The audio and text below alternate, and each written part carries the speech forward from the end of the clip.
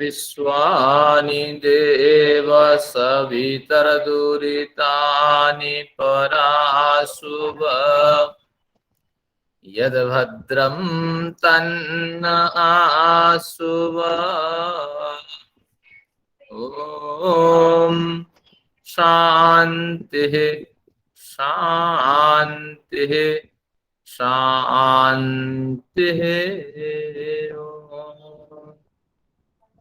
परम पिता परमेश्वर के प्रति हम सभी नमन निवेदित करते हैं। आज के इस सत्र के शोभा बढ़ाने वाले सभी धर्म प्रेमी सज्जनों, मातृशक्ति, आप सभी लोगों को मेरा यथायोग्य अभिवादन है।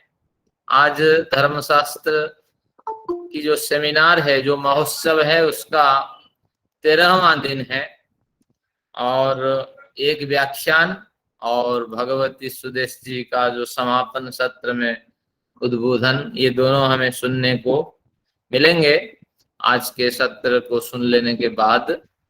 तो आज का जो सत्र है तो उसकी जो संचालिका है डॉक्टर शिक्षा सेम्बाल जी, किसी कारणवश वो अनुपस्थित है। तो धर्मशास्त्र पढ़ रहे हैं कि ज्येष्ठे श्रेष्ठो न वै ब्रूयात्, ज्येष्ठे उपस्थिते सति, ज्येष्ठ के उपस्थित होने पर, श्रेष्ठ व्यक्ति होने पर भी, शिष्ट व्यक्ति होने पर भी उसको नहीं बोलना चाहिए, एक मर्यादा है। तो इस दृष्टि से अब शिक्षा सेम्बाल जी के न होने पर उनकी जो गुरु माता जी हैं मीना, प्रोफेसर मीना कुमारी जी हैं, उनसे निवेदन है वे कार्यभार निर्वहन करें और हम सबको आज के बारे में, आज के विषय वक्ता के बारे में परिचय प्रदान करें और सत्र को सुचारू रूप से संचालन करें। आदरणीय प्रोफेसर मीना कुमारी जी। धन्यवाद दास जी। मैं सभी श्रोताओं का स्वागत करती हूँ इस वेबिनार में। हमारी आज की वक्त्री हैं डॉक्टर मीनाक्षी मिश्रा। हम इन्हें पहले भी इनके जो टिप्पणियों के सहारे, इनके जो विषय पर जो इनका अधिकार है उसके बारे में जान ही चुके हैं। इनकी शिक्षा दिल्ली विश्वविद्यालय से हुई, यहीं से इन्होंने स्नातक और स्नातकोत्तर तक की शिक्षा प्राप्त की। स्नातकोत्तर में साहित्य इनका अध्ययन का विशेष क्षेत्र था, लेकिन विद्या वारिधि यानी शोध कार्य के लिए इन्होंने धर्मशास्त्र के क्षेत्र में आना ही उचित समझा और दाएं भाग पर अपना शोध कार्य किया। और इनका जो है कार्य अनुभव बहुत अधिक है, आयु कम है लेकिन कार्य अनुभव बहुत अधिक है। 7 वर्षों तक इन्होंने राष्ट्रीय संस्कृत संस्थान जनकपुरी के मुक्त स्वाध्याय पीठ में संस्कृत भाषा के शिक्षण का कार्य किया। पिछले 2 दशकों अर्थात लगभग 20 वर्षों से संस्कृत भारती की कार्यकर्ता के रूप में ये संस्कृत के प्रचार प्रसार में संलग्न है। वर्तमान में आप इसी संस्था में पश्चिमी विभाग में संयोजिका के रूप में कार्यरत हैं, अपने कर्तव्य का निर्वहन कर रही हैं। और वर्तमान समय में आप श्री लाल बहादुर शास्त्री संस्कृत विश्वविद्यालय में, मैंने पहले संस्कृत विद्यापीठ लिख दिया था, फिर ध्यान आया कि नहीं अब तो ये विश्वविद्यालय बन चुका है, विश्वविद्यालय में सहायक आचार्य के रूप में कार्य सेवारत है। लगभग 10 शोध पत्र आप विभिन्न संगोष्ठियों में प्रस्तुत कर चुकी हैं और अनेक शोध लेख जो हैं आपकी विभिन्न पत्रिकाओं में प्रकाशित भी हुए हैं। आपने 2 पुस्तकों का लेखन भी किया है।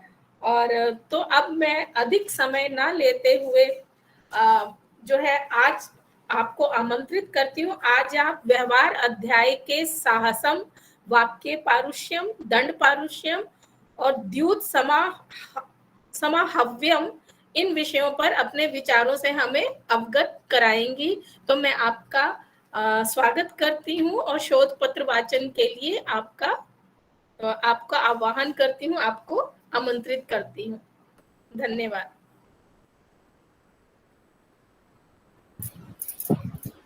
सत्र संचालिका मीना कुमार महोदया को मेरा सादर प्रणाम।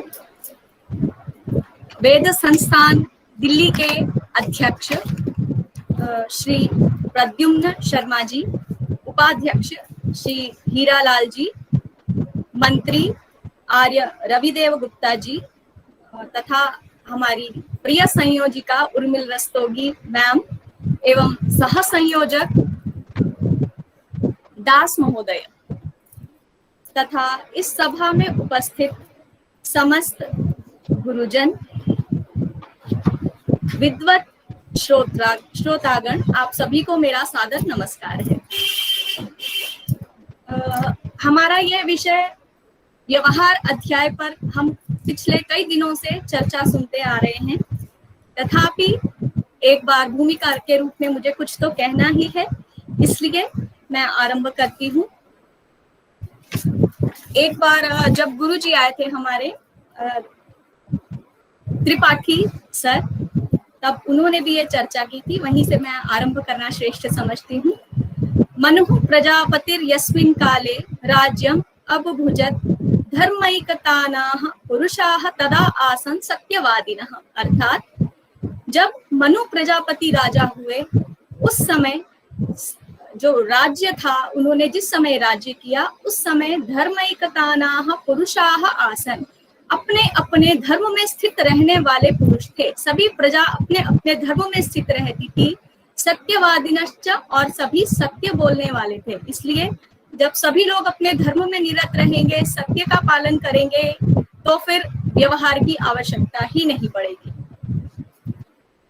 तदा व्यवहार हेतु मत्सरः आदि अभावात् अधर्मस्य अपि अभावः आसीत्। कहते हैं तथा व्यवहार हेतु मत्सरः, जो व्यवहार का कारण है। हम लोग सुन चुके हैं व्यवहार का अर्थ है लड़ाई झगड़ा विवाद का जो कारण है, उसको यहाँ पर हमने विवाद कहा है। तो जब अधर्म ही नहीं था, अधर्मस्य अभावात्, अधर्म का अभाव क्यों था? मत्सरस्य अभावात्, क्योंकि लोभ का अभाव था। किसी व्यक्ति को किसी वस्तु का लोभ नहीं था, इसलिए लोभ का अभाव होने से अधर्म का भी अभाव था, अर्थात सब जगह धर्म ही था। अब सब जगह जब कोई लोभी नहीं था, किसी को न किसी के धन की चिंता है, न किसी के स्त्री के विषय में चिंता है, सब अपने अपने कार्यों में स्थित थे, इसलिए ना अधर्म था और ना ही व्यवहार का वहां पर कुछ प्रयोजन था। किंतु कालांतरे, जैसे जैसे समय व्यतीत होता गया, नष्टे धर्मे मनुष्येषु व्यवहारः प्रकल्पितः, जैसे जैसे काल व्यतीत होता चला गया, मनुष्यों के भीतर जो धर्म विद्यमान था वो धर्म नष्ट होता चला गया, इसलिए व्यवहारः प्रकल्पितः, इस सृष्टि को सुचारू रूप से चलाने के लिए व्यवहार की कल्पना की गई। दृष्टाच व्यवहाराणां राजा दंडधरः स्मृतः, और इन व्यवहारों को देखे कौन कौन इनका न्याय करे, इसके लिए दंड धारण करने वाले राजा को चुना गया। अधुना वह व्यवहार कौन से हैं, उन व्यवहारों की चर्चा हम शुरू से देखते आ रहे हैं। तेषामाद्यम ऋणादानम, ऋणादान अर्थात ऋण लेना और देने का विषय। निक्षेप, किसी के पास अपनी वस्तु कुछ छोड़ देना सुरक्षा की दृष्टि से कि हम आपसे बाद में ले लेंगे। अस्वामी विक्रय, जो व्यक्ति जिस वस्तु का स्वामी नहीं है उस वस्तु को यदि वह बेच दे। संभूय समुत्थानम, मिलकर कुछ लोग जब जीवन में आगे बढ़े, अर्थात जिसे हम साधारण भाषा में पार्टनरशिप कहते हैं। दत्तस्य अनपाकर्म, जो हमने प्रदान कर दिया उसके विषय में जब विवाद उत्पन्न हो जाए। वेतनस्यैव च आदान, हमने काम तो करवा लिया किसी से, लेकिन वेतन देने में आनाकानी करें या जितना वेतन निर्धारित हुआ था उससे कम वेतन हम देने की बात करें।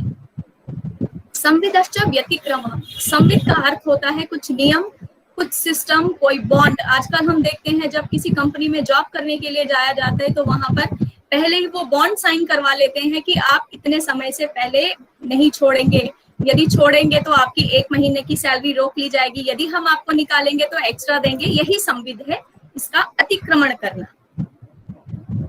क्रय विक्रय आनुषयो, कुछ खरीदना और बेचना, इससे संबंधित। विवादः स्वामी पालयो,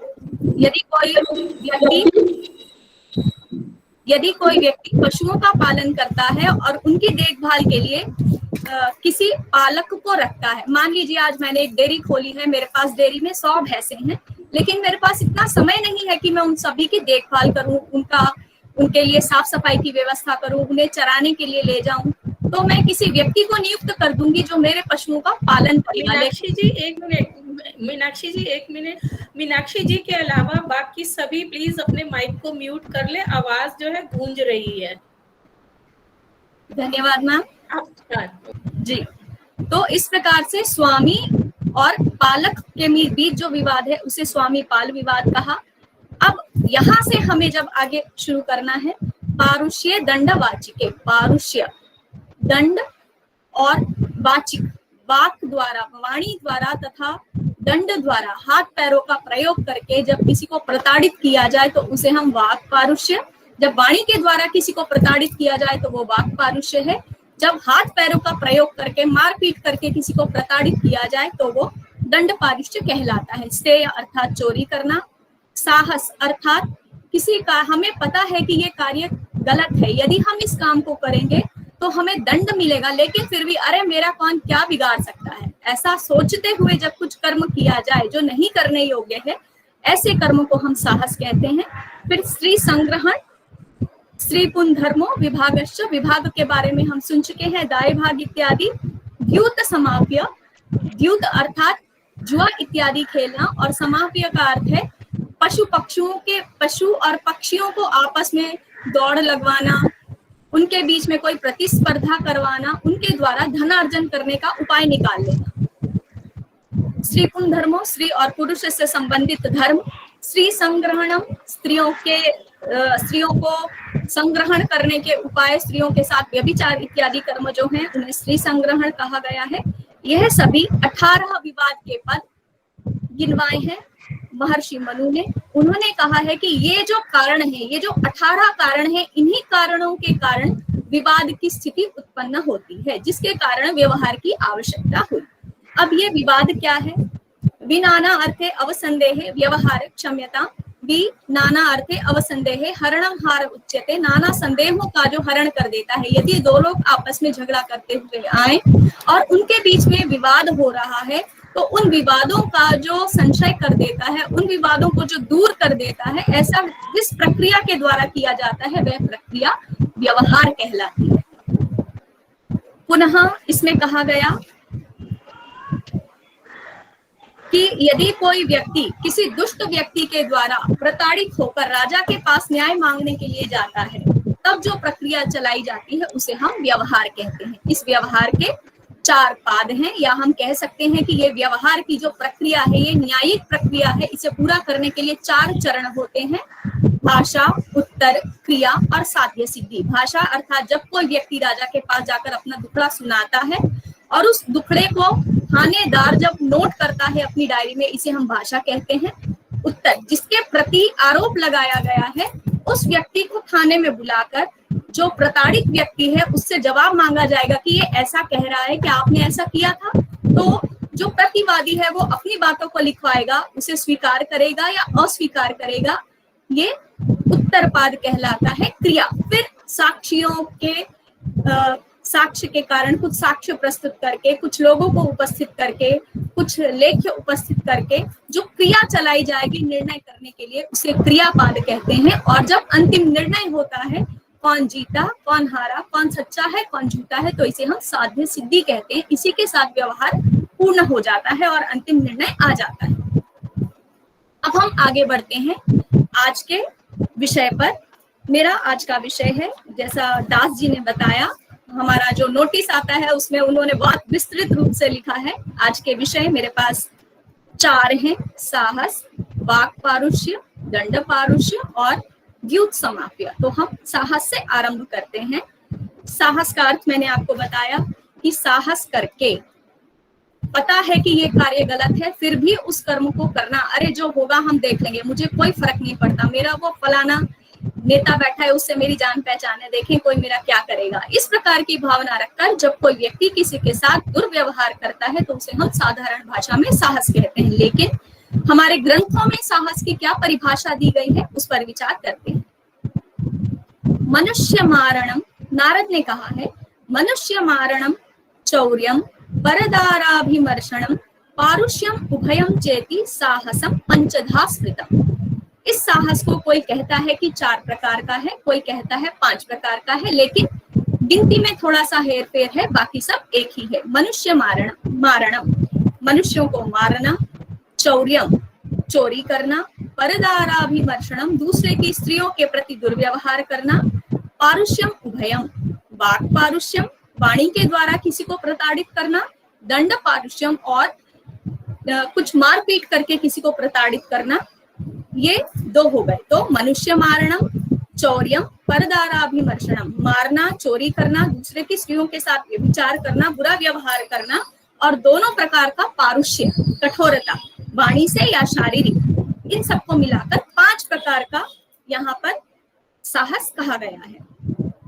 पुनः सहसा क्रियते कर्म यत् किंचित बलदर्पितैः तत्साहसम् इति प्रोक्तम सहो बलम इह उच्यते। अर्थात सहसा क्रियते, अचानक ही यदि कोई कार्य कोई व्यक्ति करता है अपने बल के दर्प में आकर, अपने बल के गर्व से गर्वित होकर, उसे हम साहस कहते हैं और वह बलपूर्वक किया जाता है। तत् पुनः त्रिविधः प्रोक्तम, कुछ लोगों ने उसे 3 प्रकार का कहा। अब 3 प्रकार का तो हमने यहाँ 5 प्रकार का कहा, अब ये कहा कि वो साहस कितना दूसरे को नुकसान पहुंचाने वाला है, उसके अनुसार हम उनकी कैटेगरीज निर्धारित करते हैं। यदि किसी ने थोड़ा सा कुछ काम किया तो हम उसको कहेंगे प्रथम साहस, उससे अधिक है जिससे थोड़ा अधिक नुकसान हुआ तो हम उसे कहेंगे मध्यम साहस, और यदि बहुत अधिक नुकसान हुआ तो हम उसे कहेंगे उत्तम साहस।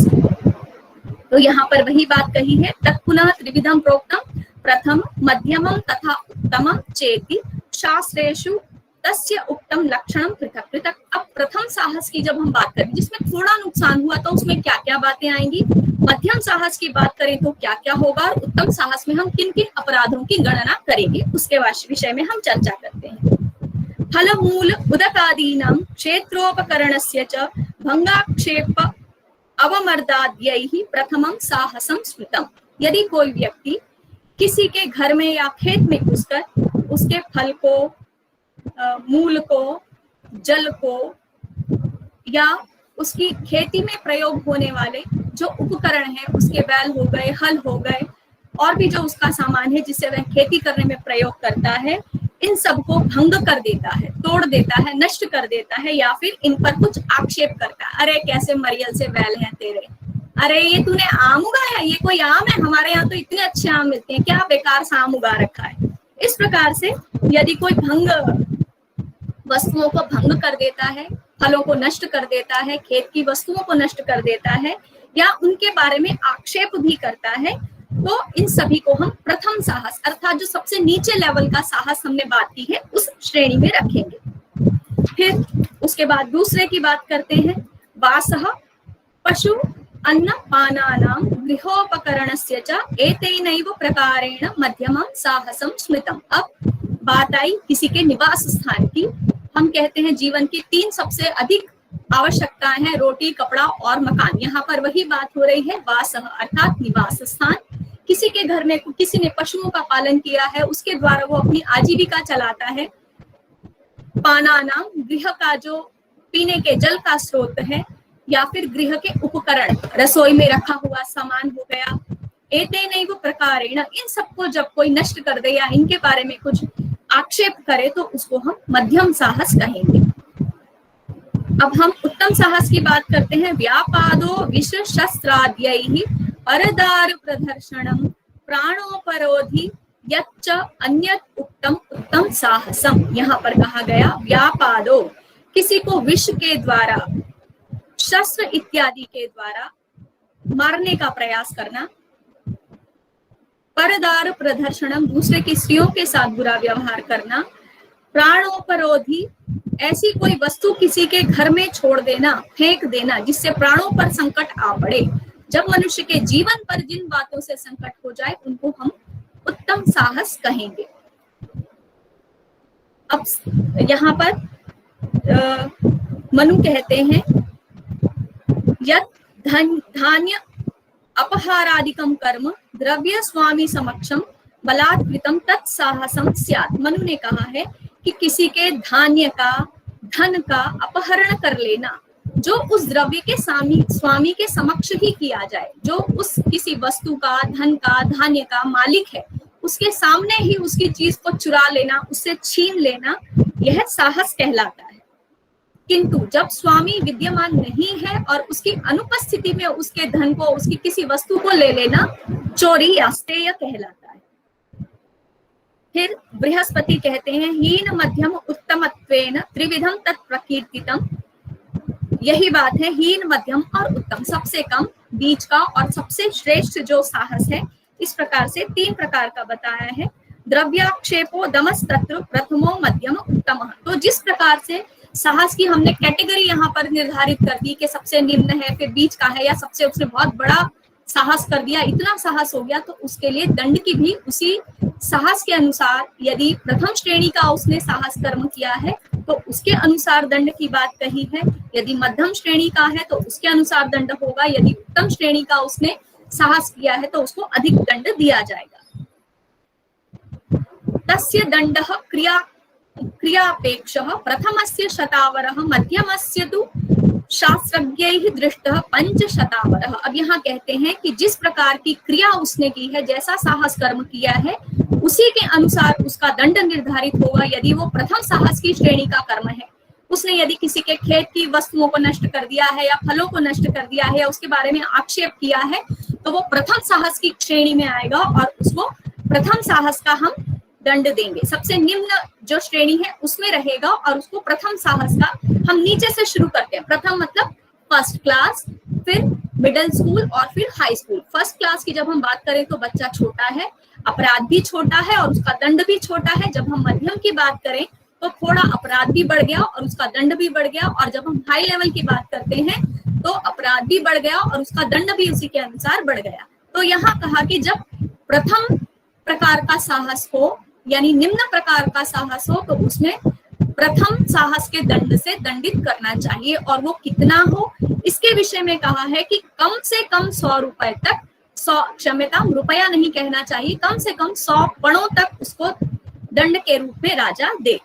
मध्यमस्य तु शास्त्रज्ञैः दृष्टः। जो शास्त्र को जानने वाले हैं उन्होंने कहा मध्यम साहस के लिए यदि किसी के घर में घुसकर उसके घर में या उसके रसोई के सामान में, उसके अन्न पान इत्यादि के विषय में अभी हमने चर्चा की, वो मध्यम साहस में आएगा। यदि उसको नुकसान पहुंचाया गया तो वो द्वितीय मध्यम प्रकार का साहस है, उसके लिए कम से कम 500 दंड से 500 पणों से दंडित किया जाए। फिर कहते हैं पणानाम द्वेषते।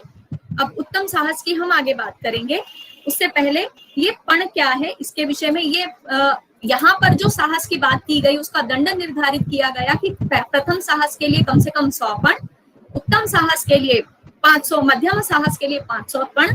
तो ये मनुस्मृति में ये दंड व्यवस्था देते हुए कहा गया है पणानाम द्वेषते सार्धे प्रथमम साहसः स्मृतः। हम किसी भी चाहे हम वो ऋणादान की बात करें या स्त्री संग्रहण की बात करें, सभी स्थान पर हम ये देखेंगे कि दंड देने की बात की जा रही है। तो कहीं आर्थिक दंड है, कहीं प्राण दंड है, तो जहां जहां आर्थिक दंड दिया जाएगा ये निर्धारित होगा उसके कर्म पर कि उसका दोष कितना है, उसके अनुसार प्रथम साहस, मध्यम साहस और उत्तम साहस के अनुसार उस व्यक्ति को दंड दिए जाने की व्यवस्था कही है। तो कहा कि जब प्रथम साहस है उसके लिए 250 पण देने की व्यवस्था की है, मध्यम साहस के लिए 500 पण और उत्तम साहस के लिए 1000 पण तक दंड आर्थिक रूप से दिया जाए। तो यहाँ पर जो हमारा साहस प्रकरण है उसमें कहा कि हम 250 पण न दें। यदि उसने फलों का या खेत का कुछ नुकसान किया है तो इतना बड़ा कोई अपराध नहीं है, इसलिए 100 पण तक। यद्यपि 250 पण की बात कर रहा है, मनुस्मृति कर रही है कि 250 पण तक प्रथम साहस है, लेकिन हम उसको 100 पण तक, कम से कम 100 पण उसको अवश्य दंड दें। फिर मध्यम साहस में कहा कि 500 पण है दंड, यहाँ भी 500 पण देने की बात कही है, और उत्तम साहस में 1 सहस्त्र पण की बात कही है। अब ये जो मनुस्मृति में बहुत ही विस्तृत रूप से यहाँ पर ये जो हम पण की चर्चा कर रहे हैं, ये कैसे, अगर हम एक सूर्य को देखें और सूर्य का प्रकाश, हमारे घर में एक खिड़की लगी है जिसमें एक जाली लगी हुई है, उस जाली से यदि सूर्य का प्रकाश भीतर आ रहा है तो जब हम बच्चे थे तो उसमें ऐसे अपना हाथ करके देखते थे और हाथ में से जब सूर्य की किरणें आर पार होती थी तो बिल्कुल लाल लाल हो जाता था हाथ, और उसमें कुछ धूल को हम, धूल के जो कण होते थे उसको ऐसे अपने हाथ में बंद करने का प्रयास करते थे। तो वो जो प्रकाश की किरणों में आने वाला एक धूल का कण है उसको कहा है त्रस रेणु। फिर उसी को आगे हम मल्टीप्लाई करते करते करते जब उन कणों की गिनती से ही आगे हमारी ये जो पण तक हम पहुंचते हैं। तो इसके लिए पण की परिभाषा आपटे शब्दकोश में दी गई है। अशीतिभिः वराटकैः पण इति अभिधीयते। अर्थात अगर हम और साधारण भाषा में कहें तो कौड़ी एक पुराने समय में चलती थी कौड़ी। 80 कौड़ियों को अगर मिला दिया जाए तो एक पण होता है। 80 कौड़ियों का एक पण कहा गया है। तो यहाँ पर क्या कहा कि प्रथम साहस के लिए उसको कम से कम 100 पण यानी कि 80 × 100 800 कौड़ी का दंड दिया जाए। मध्यम साहस के लिए 500 पण का यानी कि 500 × 80 कौड़ियों का दंड दिया जाए। अब आगे जो उत्तम साहस की बात करते हैं उसमें जी 80 × 100 ये हम कक्षा के बाद में इसको फिर से एक बार देखेंगे। 80 × 100 8,000 है, 800 नहीं है। कोई बात नहीं, थोड़ा सा ये कहाँ से आया ये मैं देखती आ रही हूँ कि ये जो हमारा सत्र चलता है इसमें कई बार लोग जानना चाहते हैं कि पण है क्या, तो मुझे लगा थोड़ी सी इसकी चर्चा कर देनी चाहिए। अब यहाँ कहते हैं वदह जी, आगे हम देखते हैं, इसकी हम बाद में चर्चा करेंगे, अभी आगे बढ़ते हैं। मैंने थोड़ा सा आपको एक हिंट दे दिया ताकि आपके बुद्धि में वो बस जाए कि हमें इस पर चर्चा करनी है। आगे चलते हैं। वदह सर्वस्व हरणम पुरात निर्वासन अंकने तदंग छेद इत्युक्तो दंडः उत्तम साहसः। लेकिन यहाँ पर नारद कहते हैं कि सिर्फ उसको हम 1000 पण से दंडित कर दें यदि किसी ने उत्तम साहस किया है, किसी को विष दिया है या किसी के घर में सांप इत्यादि ऐसा कुछ जहरीला पदार्थ या जहरीला पशु छोड़ दिया है जिससे प्राणों का संकट आ पड़ता है, तो ऐसे के लिए सिर्फ 1000 पण देने से क्या होगा। नारद कहते हैं वदह सर्वस्व हरणम, ऐसे व्यक्ति का जो उत्तम साहस का भागी हो उसका सब कुछ छीन लेना चाहिए, उसका वध कर देना चाहिए। अथवा यदि ये नहीं करता राजा तो क्या करे, पुरात निर्वासनम सम अंकने, उसके माथे पर या शरीर के किसी भाग पर उसने जिस प्रकार का साहस किया है, यदि किसी की स्त्री के साथ बदतमीजी की है, किसी को विष दिया है, किसी के घर में आग लगाई है, तो उसी प्रकार के चिन्हों से अंकित करके उसको राष्ट्र से बाहर निकाल दिया जाए। तो इस प्रकार से उत्तम साहस के लिए 5 प्रकार के दंड की व्यवस्था कही है। ताड़न अर्थात उसको खूब पीटना, सर्वस्व हरणम उसका सब कुछ छीन लेना, निष्कासनम उसको राज्य से निकाल दिया जाए, चिन्हांकनम उसके शरीर पर चिन्ह बना दिया जाए जिसको देखकर उसको दूर से ही लोग ये समझ जाएं कि ये कोई साहस करने वाला व्यक्ति है, या फिर अंग छेदनम उसका उस शरीर के अंग को काट दिया जाए जिससे उसने साहस करने का साहस किया है या साहस करने की जरूरत की है। आगे चलते हैं। अविशेषेण सर्वेषामेव दंड विधि स्मृतः वधाधृते ब्राह्मणस्य न वदम ब्राह्मणो अर्हति। अब ये जो अभी तक हमने चर्चा की कि 100 पण 500 पण 1000 पण या फिर इस प्रकार से उसको मार देना, चिन्हांकन कर देना, सब कुछ छीन लेना, तो कह रहे हैं कि जो सभी वर्ण है ब्राह्मण क्षत्रिय और वैश्य में से ब्राह्मण को छोड़कर बाकी के जो 3 वर्ण हैं क्षत्रिय वैश्य और शूद्र, उन सभी के लिए यदि वो ये साहस का अपराध करते हैं तो उनके अपराध की श्रेणी को ध्यान में रखते हुए इसी प्रकार से दंडित किया जाए। किंतु ब्राह्मण क्योंकि वध का पात्र नहीं है इसलिए ब्राह्मण को वध दंड नहीं देना चाहिए। कैसे उसको हम दंडित करें, इसका मतलब तो ब्राह्मण बिल्कुल ही उच्छृंखल हो जाएंगे, जो उनके मन में आएगा वही करेंगे, किसी को भी विष देंगे, किसी के घर में आग लगाएंगे, किसी की भी स्त्री के साथ अपमान पूर्वक व्यवहार करेंगे। तो क्या करे राजा उसके लिए यहाँ कहते हैं शिरसो मुंडनम दंडः तस्य निर्वासनम पुरात ललाटे चाभिशस्तांको निर्याणम गर्दभेन दू।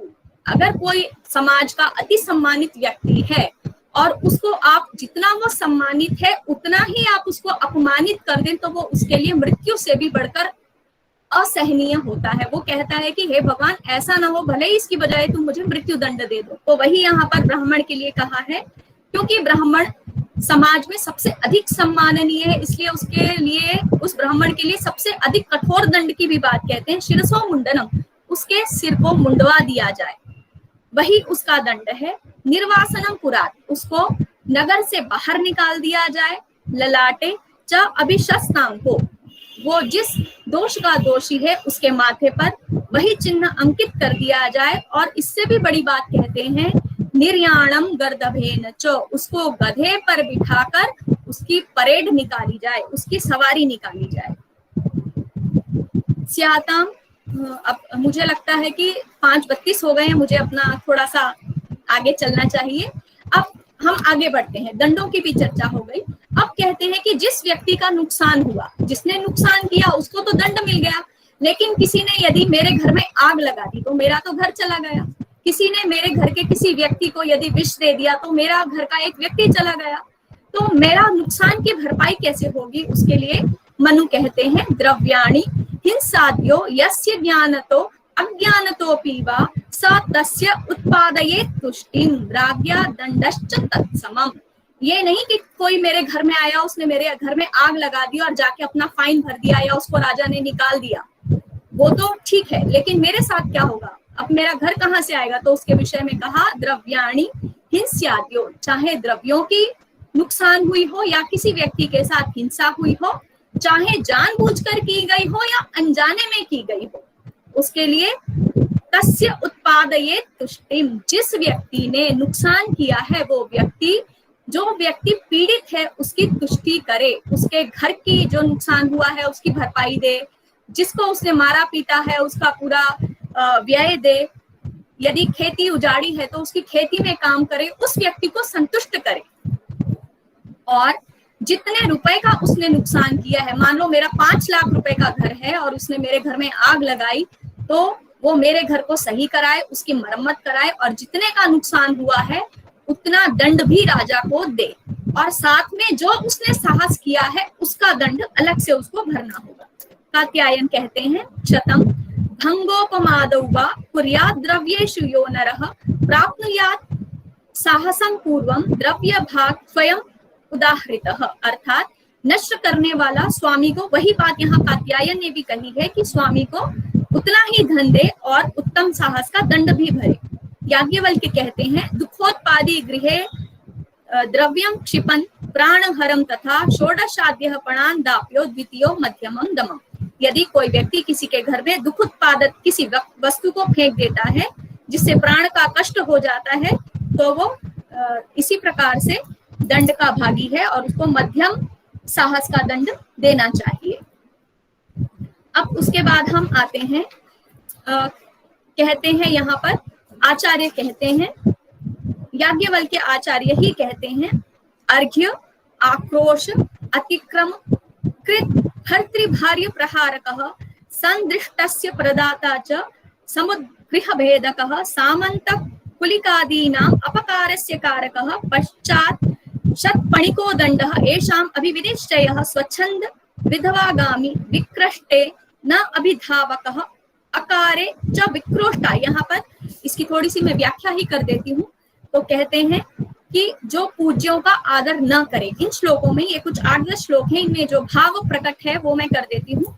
जो पूज्यों का आदर न करे, जो आज्ञा को न माने, जो भाई की स्त्री को पीटे, जो संदेश को न कहे, मेरे लिए कोई बहुत, मेरा अपॉइंटमेंट होना है और वहां से मेरे वीसी ने कि आपका सिलेक्शन हो गया, यह कहकर किसी को मेरे पास भेज दिया कि जाओ तुम ये मीनाक्षी को लेटर पहुंचाना, तुम्हारी जिम्मेदारी है, और वो अपना काम नहीं करता। तो यहाँ क्या कहा, संदेश को आकर न बताने वाला तथा जो दूसरों के घरों का ताला तोड़े, जो अपने पड़ोसी को या अपने कुल में उत्पन्न व्यक्ति का अपकार करे, इन सबको 50 पण से दंडित करना चाहिए।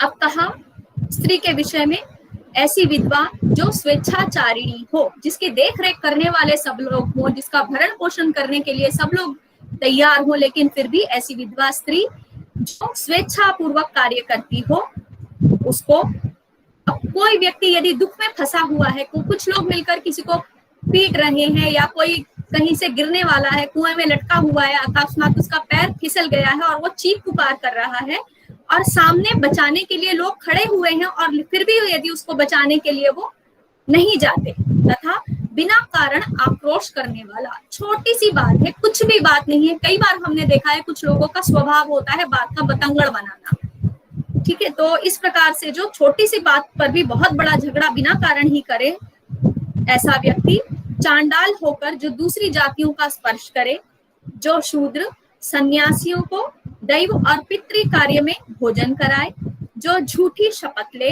अर्थात झूठा साक्षी बने, जो जिस कार्य को करने में समर्थ नहीं है फिर भी उस कार्य को करे, ऐसे लोगों को भी नहीं छोड़ा गया। फिर कहते हैं कि जो बैल या छोटे पशुओं के पुंसत्व का नाश कर दे, साधारण वस्तुओं को जो छिपा दे, दासी का गर्भपात करवाने वाला हो, पिता, पुत्र, भाई, स्त्री, पुरुष, आचार्य और स्त्री यदि ये पतित नहीं हैं, इन्होंने कोई पाप नहीं किया, फिर भी जो इनका त्याग कर देता है, ऐसे लोग भी साहस के दंड से दंडित होते हैं। मनु कहते हैं, न माता न पिता न स्त्री न पुत्रस्त्यागम अर्हति तद जन्य पतितानि एतान राज्ञा दाप्यः शतानि षट्। माता, पिता, स्त्री, पुत्र ये सभी त्याग के पात्र नहीं है, क्योंकि इनके प्रति हमारा कुछ दायित्व है। तो जो लोग माता का त्याग कर दें या पिता का त्याग कर दें, या कोई पुरुष अपनी स्त्री का त्याग कर दे, या माता पिता अपने पुत्र का त्याग कर दें, तो क्या कहा, ये लोग क्योंकि ये लोग त्याजी नहीं है, ये भरण पोषण के योग्य हैं, उनके द्वारा माता पिता के द्वारा संतान भरण पोषण योग्य है, पति के द्वारा पत्नी और पुत्रों के द्वारा वृद्धावस्था में माता पिता भरण पोषण के लिए पुत्रों का दायित्व है कि वो अपने वृद्ध माता पिता का भरण पोषण करे। तो जो इनका त्याग कर देता है, राजा उसको शतानि षट् दाप्यः, शतानि षट् अर्थात 600 पणों से दंडित करे। अब एक अति महत्वपूर्ण विषय है कि यहाँ पर साहस यदि किसी स्त्री के प्रति किया गया है तो उसके विषय में क्या चर्चा है। तो यहाँ पर कहते हैं, साध्वी विप्राम बलात् गच्छन्तो दंडम आह सहस्रम ब्राह्मणः दंडो विप्राम गुप्ताम बलात् व्रजन्। कहा कि यदि कोई ब्राह्मण किसी विप्र जो स्त्री है, दूसरे की स्त्री है, यदि वो विप्र है, ब्राह्मणी है और ब्राह्मण ही पुरुष है, यदि वो बलपूर्वक उसके साथ यदि व्यभिचार करता है, गलत काम करता है, तो ऐसे ब्राह्मण को सहस्र पणों से दंडित करना चाहिए। अब क्षत्रिय के विषय में कहते हैं कि क्षत्रिय पुरुष है लेकिन वही विप्र महिला है, ब्राह्मण वर्ण की विप्र वर्ण की यदि कन्या है, महिला है, तो उसके विषय में कहा, तादृश्यां विप्रायां क्षत्रियादेषु बृहस्पतिराह सहसा कामयेद यस्तु धनम तस्य अखिलम हरेत उत्कृत्य लिंगम वृषणम भ्रामयेद गर्दभेन तु। क्या कहते हैं, जब कोई क्षत्रिय इत्यादि जो वर्ण है वो यदि किसी विप्र महिला के साथ कोई दुराचार पूर्वक कर्म करते हैं बलपूर्वक, तो ऐसे पुरुषों के साथ क्या किया जाए, धनम तस्य अखिलम हरेत, उसका सारा धन राजा ले ले, सारा धन उससे छीन ले, उत्कृत्य लिंगम, उसके गुप्तांग को काट कर गधे पर उस व्यक्ति को बिठाकर घुमाए। कामयेत अर्थात यहाँ पर अर्थ है परपत्नी के विषय में यहाँ चर्चा हो रही है। फिर कहते हैं, क्षत्रिय आदि नाम अनुलोमा नाम प्रतिलोमा नाम च। यहाँ पर केवल पर स्त्री के बारे में ही बात नहीं की। अब इस श्लोक में आगे वाले प्रसंग में कहते हैं कि यदि वो स्वयं की भार्या है, पहले के समय में अनेक विवाह की प्रथा थी, बहुविवाह प्रथा थी, तो कुछ अनुलोम और कुछ प्रतिलोम। अनुलोम जब हम बात करते हैं, 4 वर्ण हैं, ब्राह्मण, क्षत्रिय, वैश्य और शूद्र। जब समान वर्ण वाला समान वर्ण में विवाह करेगा तो उसे हम कहेंगे समान जातीय विवाह, और जब ऊंचे वर्ण का व्यक्ति निम्न वर्ण की महिला से विवाह करेगा तो उसे हम कहेंगे अनुलोम विवाह। वर्ण ऊंचा है क्योंकि क्या होता है, जब महिला जिस कुल में आ जाती है, जिस वर्ण में आ जाती है, वो उस वर्ण के संस्कारों को सीखती है, उस कुल का आचरण का पालन वो करती है, इसलिए इन्हें अनुलोम विवाह कहा गया। ब्राह्मण यदि ब्राह्मणी से विवाह करे तो सजातीय विवाह, ब्राह्मण यदि क्षत्रिया से या वैश्य कन्या से या शूद्र कन्या से विवाह करे तो ये सभी अनुलोम विवाह है। क्षत्रिय यदि वैश्य से या शूद्र कन्या से विवाह करे तो भी अनुलोम है, यदि वैश्य पुरुष किसी क्षुद्र वर्ण की कन्या से विवाह करे तो ये भी अनुलोम है। किंतु प्रतिलोम विवाह हम किसे कहेंगे, जिसमें कन्या उच्च कुल की है और वर्ण नीच कुल का है, क्योंकि कन्या को तो दूसरे के घर जाना है। यदि जिस कन्या ने बचपन से देखा है कि हमारे यहाँ पूजा पाठ होता है, वेदों का पाठ होता है, दान लिया जाता है, दिया जाता है, यदि वो वैश्य के कुल में जाएगी तो क्या देखेगी, ब्याज पर धन देना है, जो कि ब्राह्मणों के कुल में नहीं होता।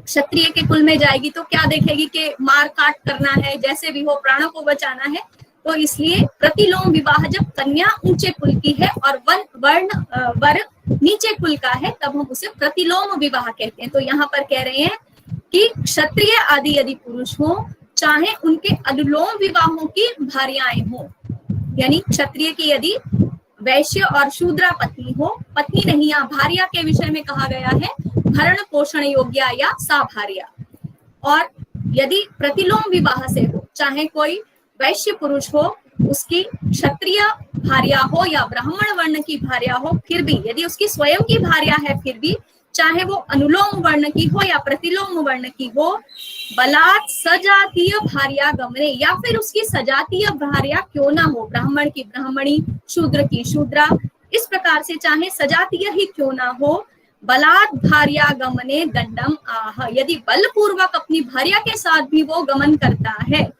तब भी उसके लिए दंड कहा गया है।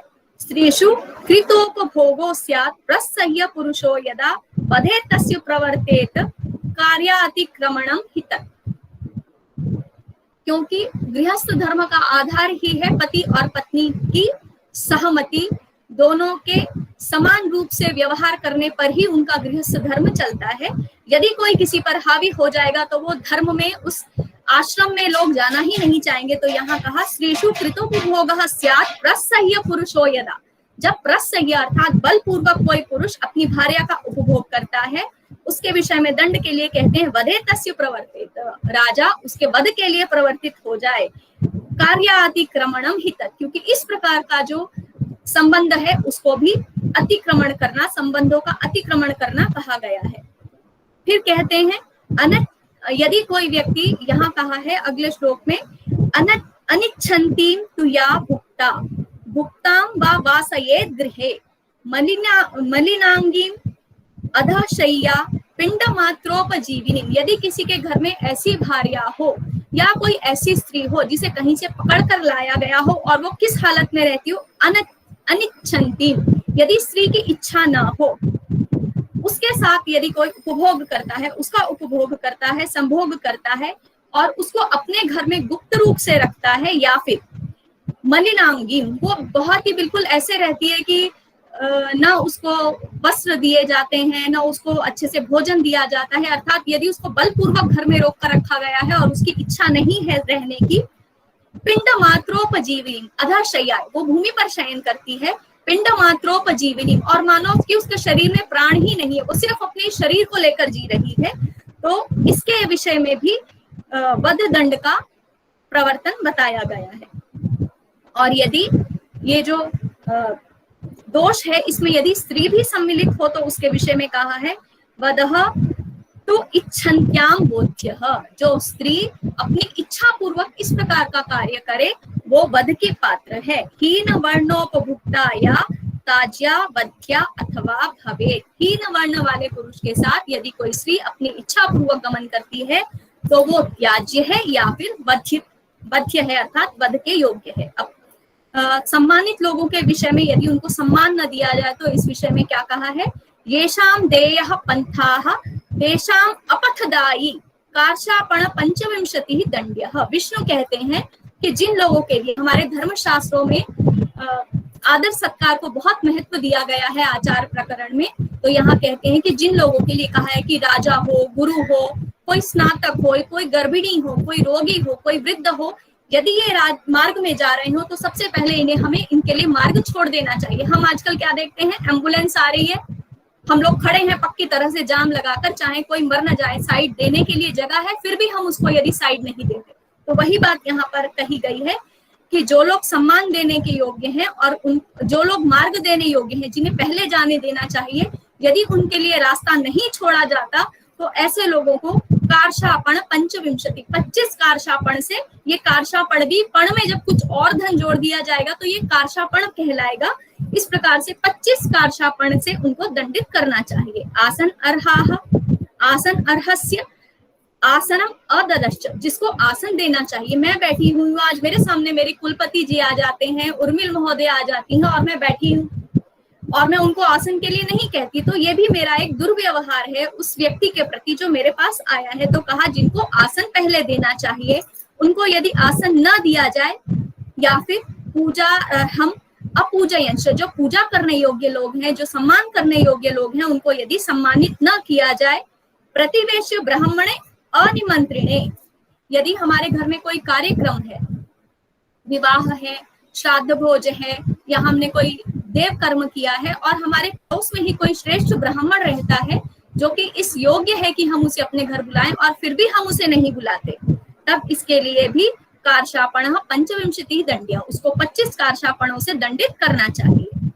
और कहते हैं निमंत्रितः तेन इत्युक्त्वा अभुञ्जानः स्वर्णमाशकम्। अब मीनाक्षी जी, मैं हस्तक्षेप तो नहीं करना चाहती, लेकिन अभी शायद आपके 2 टॉपिक और रहते हैं। बिल्कुल, तो मैं उसको जल्दी लेती हूँ, संक्षेप कर दीजिए, तो लोग प्रश्न जी, भी करेंगे, उसमें भी समय लगेगा। जी ठीक है मैम, ओके। तो यहाँ पर कहते हैं कि यदि किसी को बुलाया और वो व्यक्ति मैं आऊंगा ऐसे कहकर भोजन करने नहीं आया, तो उसको स्वर्ण माशक से दंडित करना चाहिए। फिर अब यहाँ पर कहते हैं साहस करने वालों से प्राण रक्षा कैसे की जाए, यदि प्राण रक्षा में कुछ हो जाता है हमसे तो क्या करें।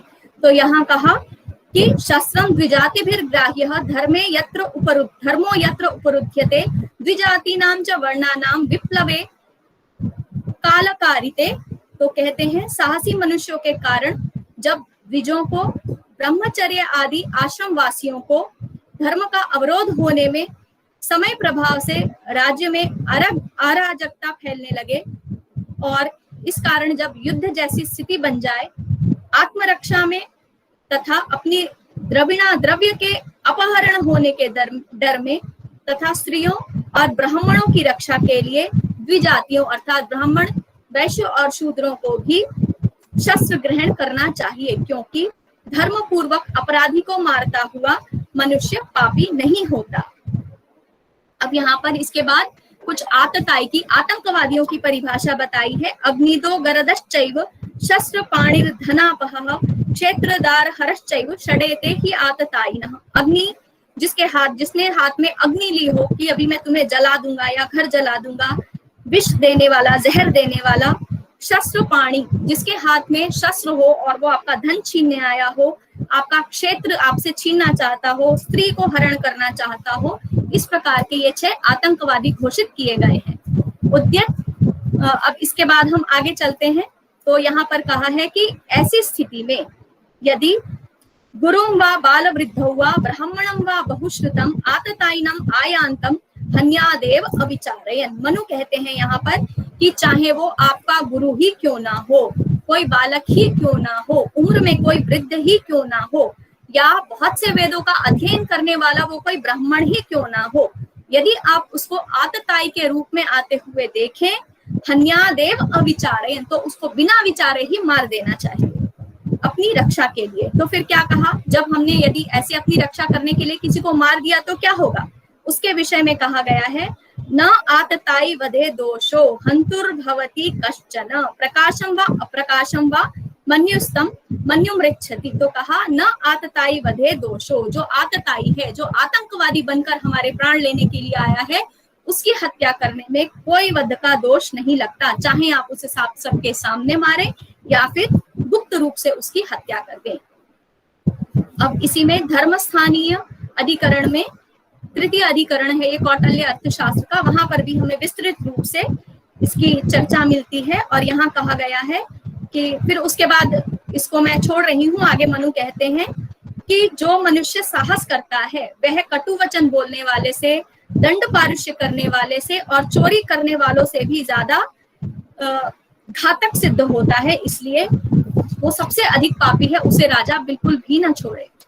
जो राजा के पास, अब इसमें एक विशेष बात इन्होंने कही है, अनिवेद्य तु राग्यो, मेरी और किसी की आपस में लड़ाई झगड़ा हुआ और मैंने सोचा कि अब राजा के पास कौन जाएगा, या मुझे बहुत अधिक क्रोध आया कि राजा तो इसको छोड़ देगा, ये तो बच जाएगा, मैं इसका आज खुद ही फैसला करूंगा, और मैं जाकर उसको खुद ही मारपीट यदि करती हूँ, तो ऐसे में कहा अनिवेद्य तु यो राज्ञः संदिग्धार्थे प्रवर्तते प्रसह्य स विनयः स्यात् स चाप्यर्थो न सिद्ध्यति। तो जो राजा के पास शिकायत किए बिना ही स्वयं ही प्रतिपक्ष के प्रति दंड देने के लिए दौड़ पड़े या उसके साथ उसको दंडित करे, उसे राजा बलपूर्वक पकड़कर अवश्य ही दंडित करे।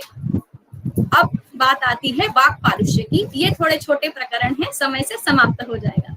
दास जी कब तक मेरे पास समय है? 6:15 तक है ना? हाँ जी, 6:15 तक है जी, ठीक है, मैं उसमें अपनी बातों को समेट लूंगी। यदि ये साहस प्रकरण स्पष्ट हो गया तो आगे के प्रकरण हमें स्पष्ट करने में अधिक समय नहीं लगेगा। अब आती है वाक पारुष्य की बात। तो वाक पारुष्य वाणी के द्वारा किसी का तिरस्कार करना, किसी को प्रताड़ित करना वाक पारुष्य कहलाता है। इसमें नारद कहते हैं देश जाति कुलादीनां आक्रोश्यन्यंग सहितम यद वचः प्रतिकूलार्थम वाक पारुष्यम तदुच्यते। किसी के देश के बारे में कुछ कहना, किसी ने कह दिया हम यदि अमेरिका चले जाएं या किसी और देश चीन चले जाएं तो उन्होंने अरे ये भारतीय तो सारे डरपोक होते हैं। ऐसे यदि कोई किसी देश के बारे में कुछ कह दे, जाति के बारे में, अरे ये सारे के सारे ब्राह्मण जो होते हैं ना ये बड़े भूखे होते हैं, जहां मिलता है बस खाने के लिए दौड़ पड़ते हैं, या ये ब्राह्मण बड़े कपटी होते हैं। आजकल बहुत ऐसी हमें बातें सुनने के लिए मिलती हैं। किसी जाति के विषय में या किसी कुल विशेष के विषय में यदि कोई आक्रोश पूर्वक या नियंगी सहितम अर्थात अश्लील प्रकार के शब्दों का प्रयोग करता है तो इस प्रकार की जो वाणी का प्रयोग है प्रतिकूल अर्थ को जो प्रकट करे उसी को हम वाक पारुष्य कहते हैं। अब यहाँ कात्यायन कहते हैं हुंकारः कासनम चैव लोके यच्च विगर्हितम अनुकुर्यात् ब्रूयात् वाक पारुष्यम तदुच्यते। हम आजकल क्या देखते हैं, हम क्लास में है, यदि टीचर है क्लास में है, बच्चों से कुछ कहा हमने, बेटा जरा खड़े हो जाओ, चलो यहाँ से पढ़ना शुरू करो, तो वो पीछे से एक और बच्चा बोलता है बेटा जरा खड़े हो जाओ पढ़ना शुरू करो, और टीचर बोर्ड पे लिख रही है और पीछे से कोई जोर जोर से खांसता है, पूरी क्लास एक साथ खांसने लगती है। ऐसा बहुत देखते हैं हम। तो यहाँ क्या कह रहे हैं, हुंकार, किसी को जोर से डरा दिया, अच्छा इस प्रकार से हुंकार करना। कासनम, हमने एक माधुरी दीक्षित की पिक्चर आई थी और हम देखते भी हैं कि किसी को छेड़ने के लिए या किसी को चिढ़ाने के लिए इस प्रकार के हमें लक्षण दिखाई देते हैं। तो इस प्रकार से जानबूझकर आपको खांसी नहीं आ रही है फिर भी खांसने का नाटक करना, लोके यच्च विगर्हितम, और जो संसार में निंदित है उस प्रकार के क्रिया करना। अनुकुर्यात्, यदि कोई व्यक्ति कुछ काम कर रहा है और उसकी नकल उतारी जाए, कोई व्यक्ति कुछ बोल रहा है और फिर उसकी नकल उतारकर उसी बात को वापस बोला जाए, तो ये सब विषय भी वाक पारुष्य के अंतर्गत ही आते हैं। कौटिल्य ने कहा वाक पारुष्यम उपवादः कुत्सनम अभिभर्त्सनाम इति। तो 3 प्रकार का कहा इन्होंने कौटिल्य ने। उपवाद अर्थात अंग वैकल्य, यदि कोई व्यक्ति के अंग ठीक नहीं है या ठीक भी है फिर भी उसके आप अंगों को लेकर यदि आक्षेप करते हैं तो ये उपवाद कहलाता है।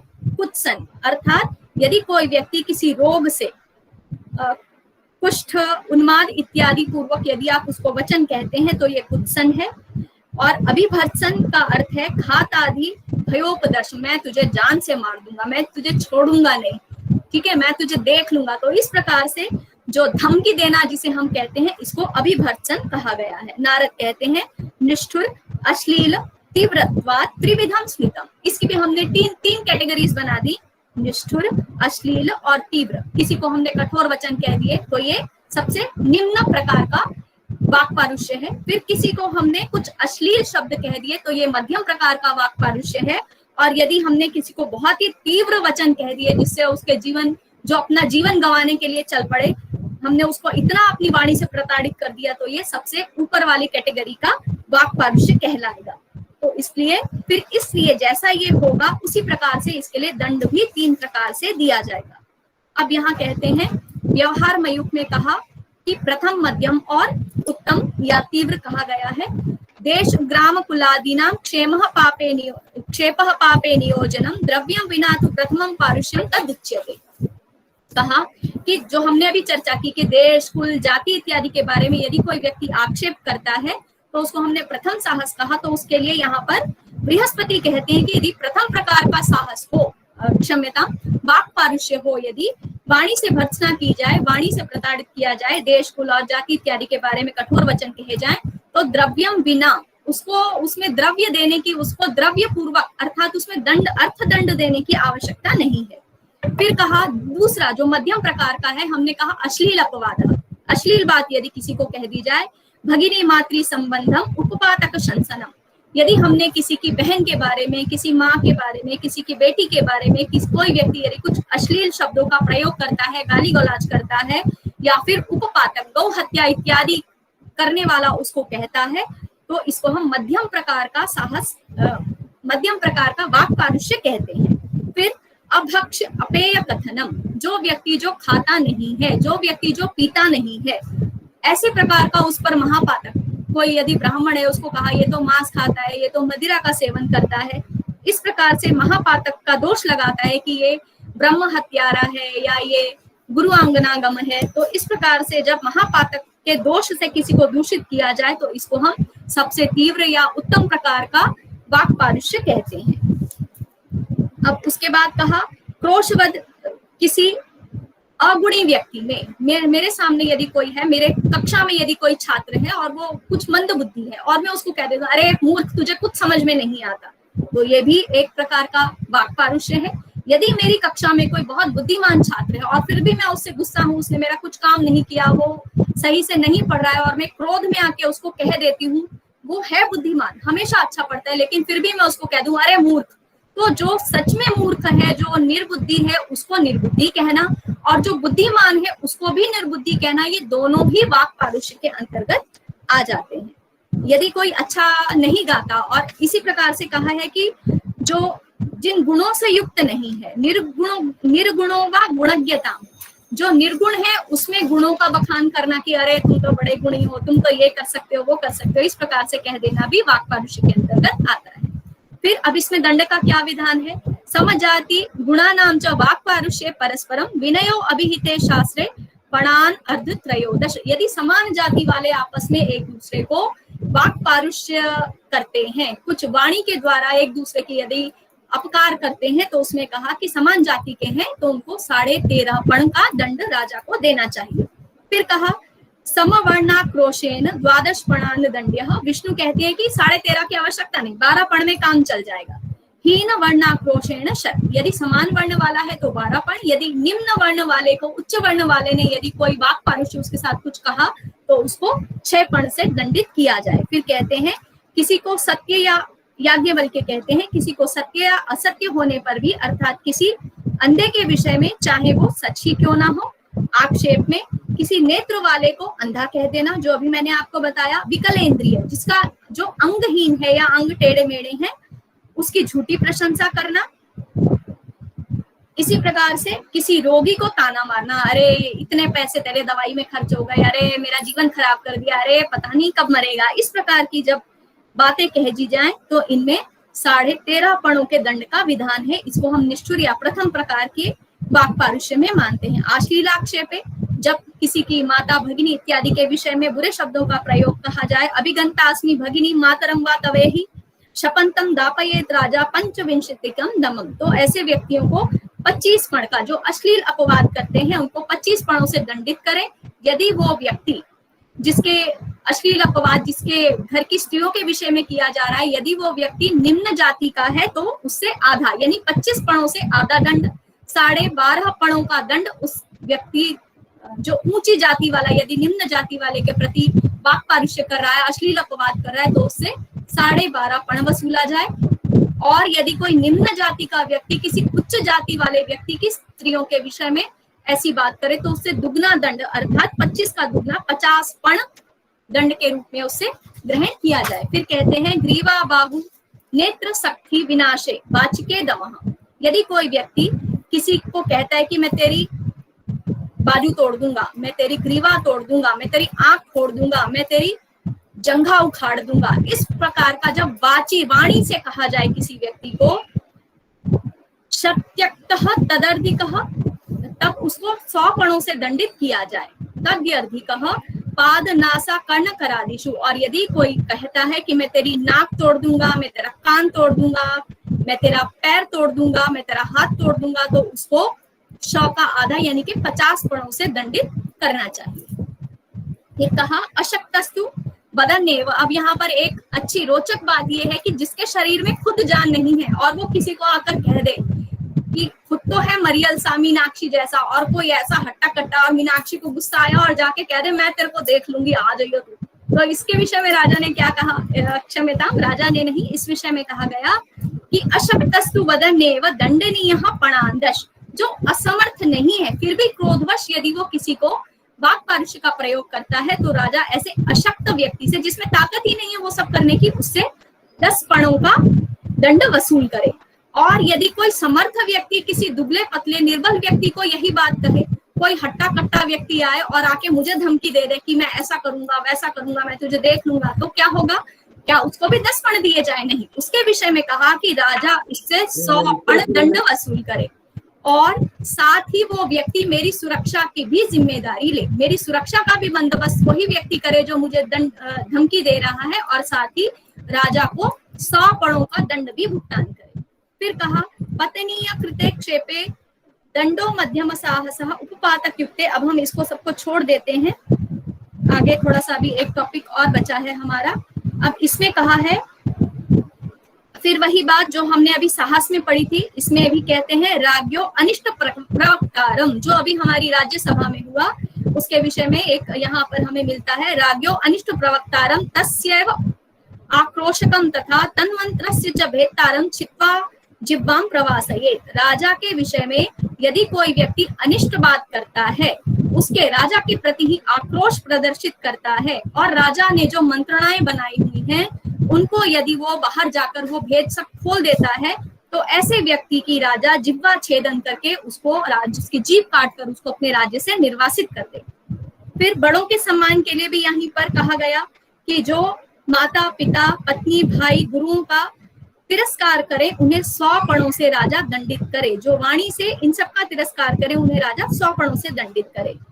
फिर कहा अब एक क्षमा की बात आती है यहाँ पर। उशनस ऋषि कहते हैं मोहात प्रमादात संघर्षात प्रीत्या वा उत्तम मया एति न अहम एवं पुनर्वक्ष्यामि। कोई आकर यदि माफी मांग लेता है, सॉरी बोल देता है, कहता है मोहवश, अरे मुझे पता नहीं क्या हो गया था, मैंने कैसे कह दिया, अरे मैंने तो शराब पी ली थी तो पता नहीं मैं क्या क्या बक गया, मुझे खुद ही नहीं पता, अरे ये तो मेरा प्यारा दोस्त है, इसको तो मैंने वैसे ही बोल दिया था, प्रीति की वजह से बोल दिया था, तो इसलिए मोह से प्रमाद के कारण या प्रीति के कारण मैंने ऐसे ही बोल दिया, मैं आगे से ऐसा नहीं करूंगा। जो व्यक्ति राजा के पास जाकर ऐसा बोल देता है तो राजा क्या करे? पणान अर्ध त्रयोदशान, उसको फिर भी छोड़े नहीं, उससे 13.5 पण उसको दंड से दंडित करने की बात कही है। अब मेरे पास अभी 10 मिनट और हैं, तब तक हमारा हो जाएगा आगे। अब हम आते हैं दंड पारुष्य पर।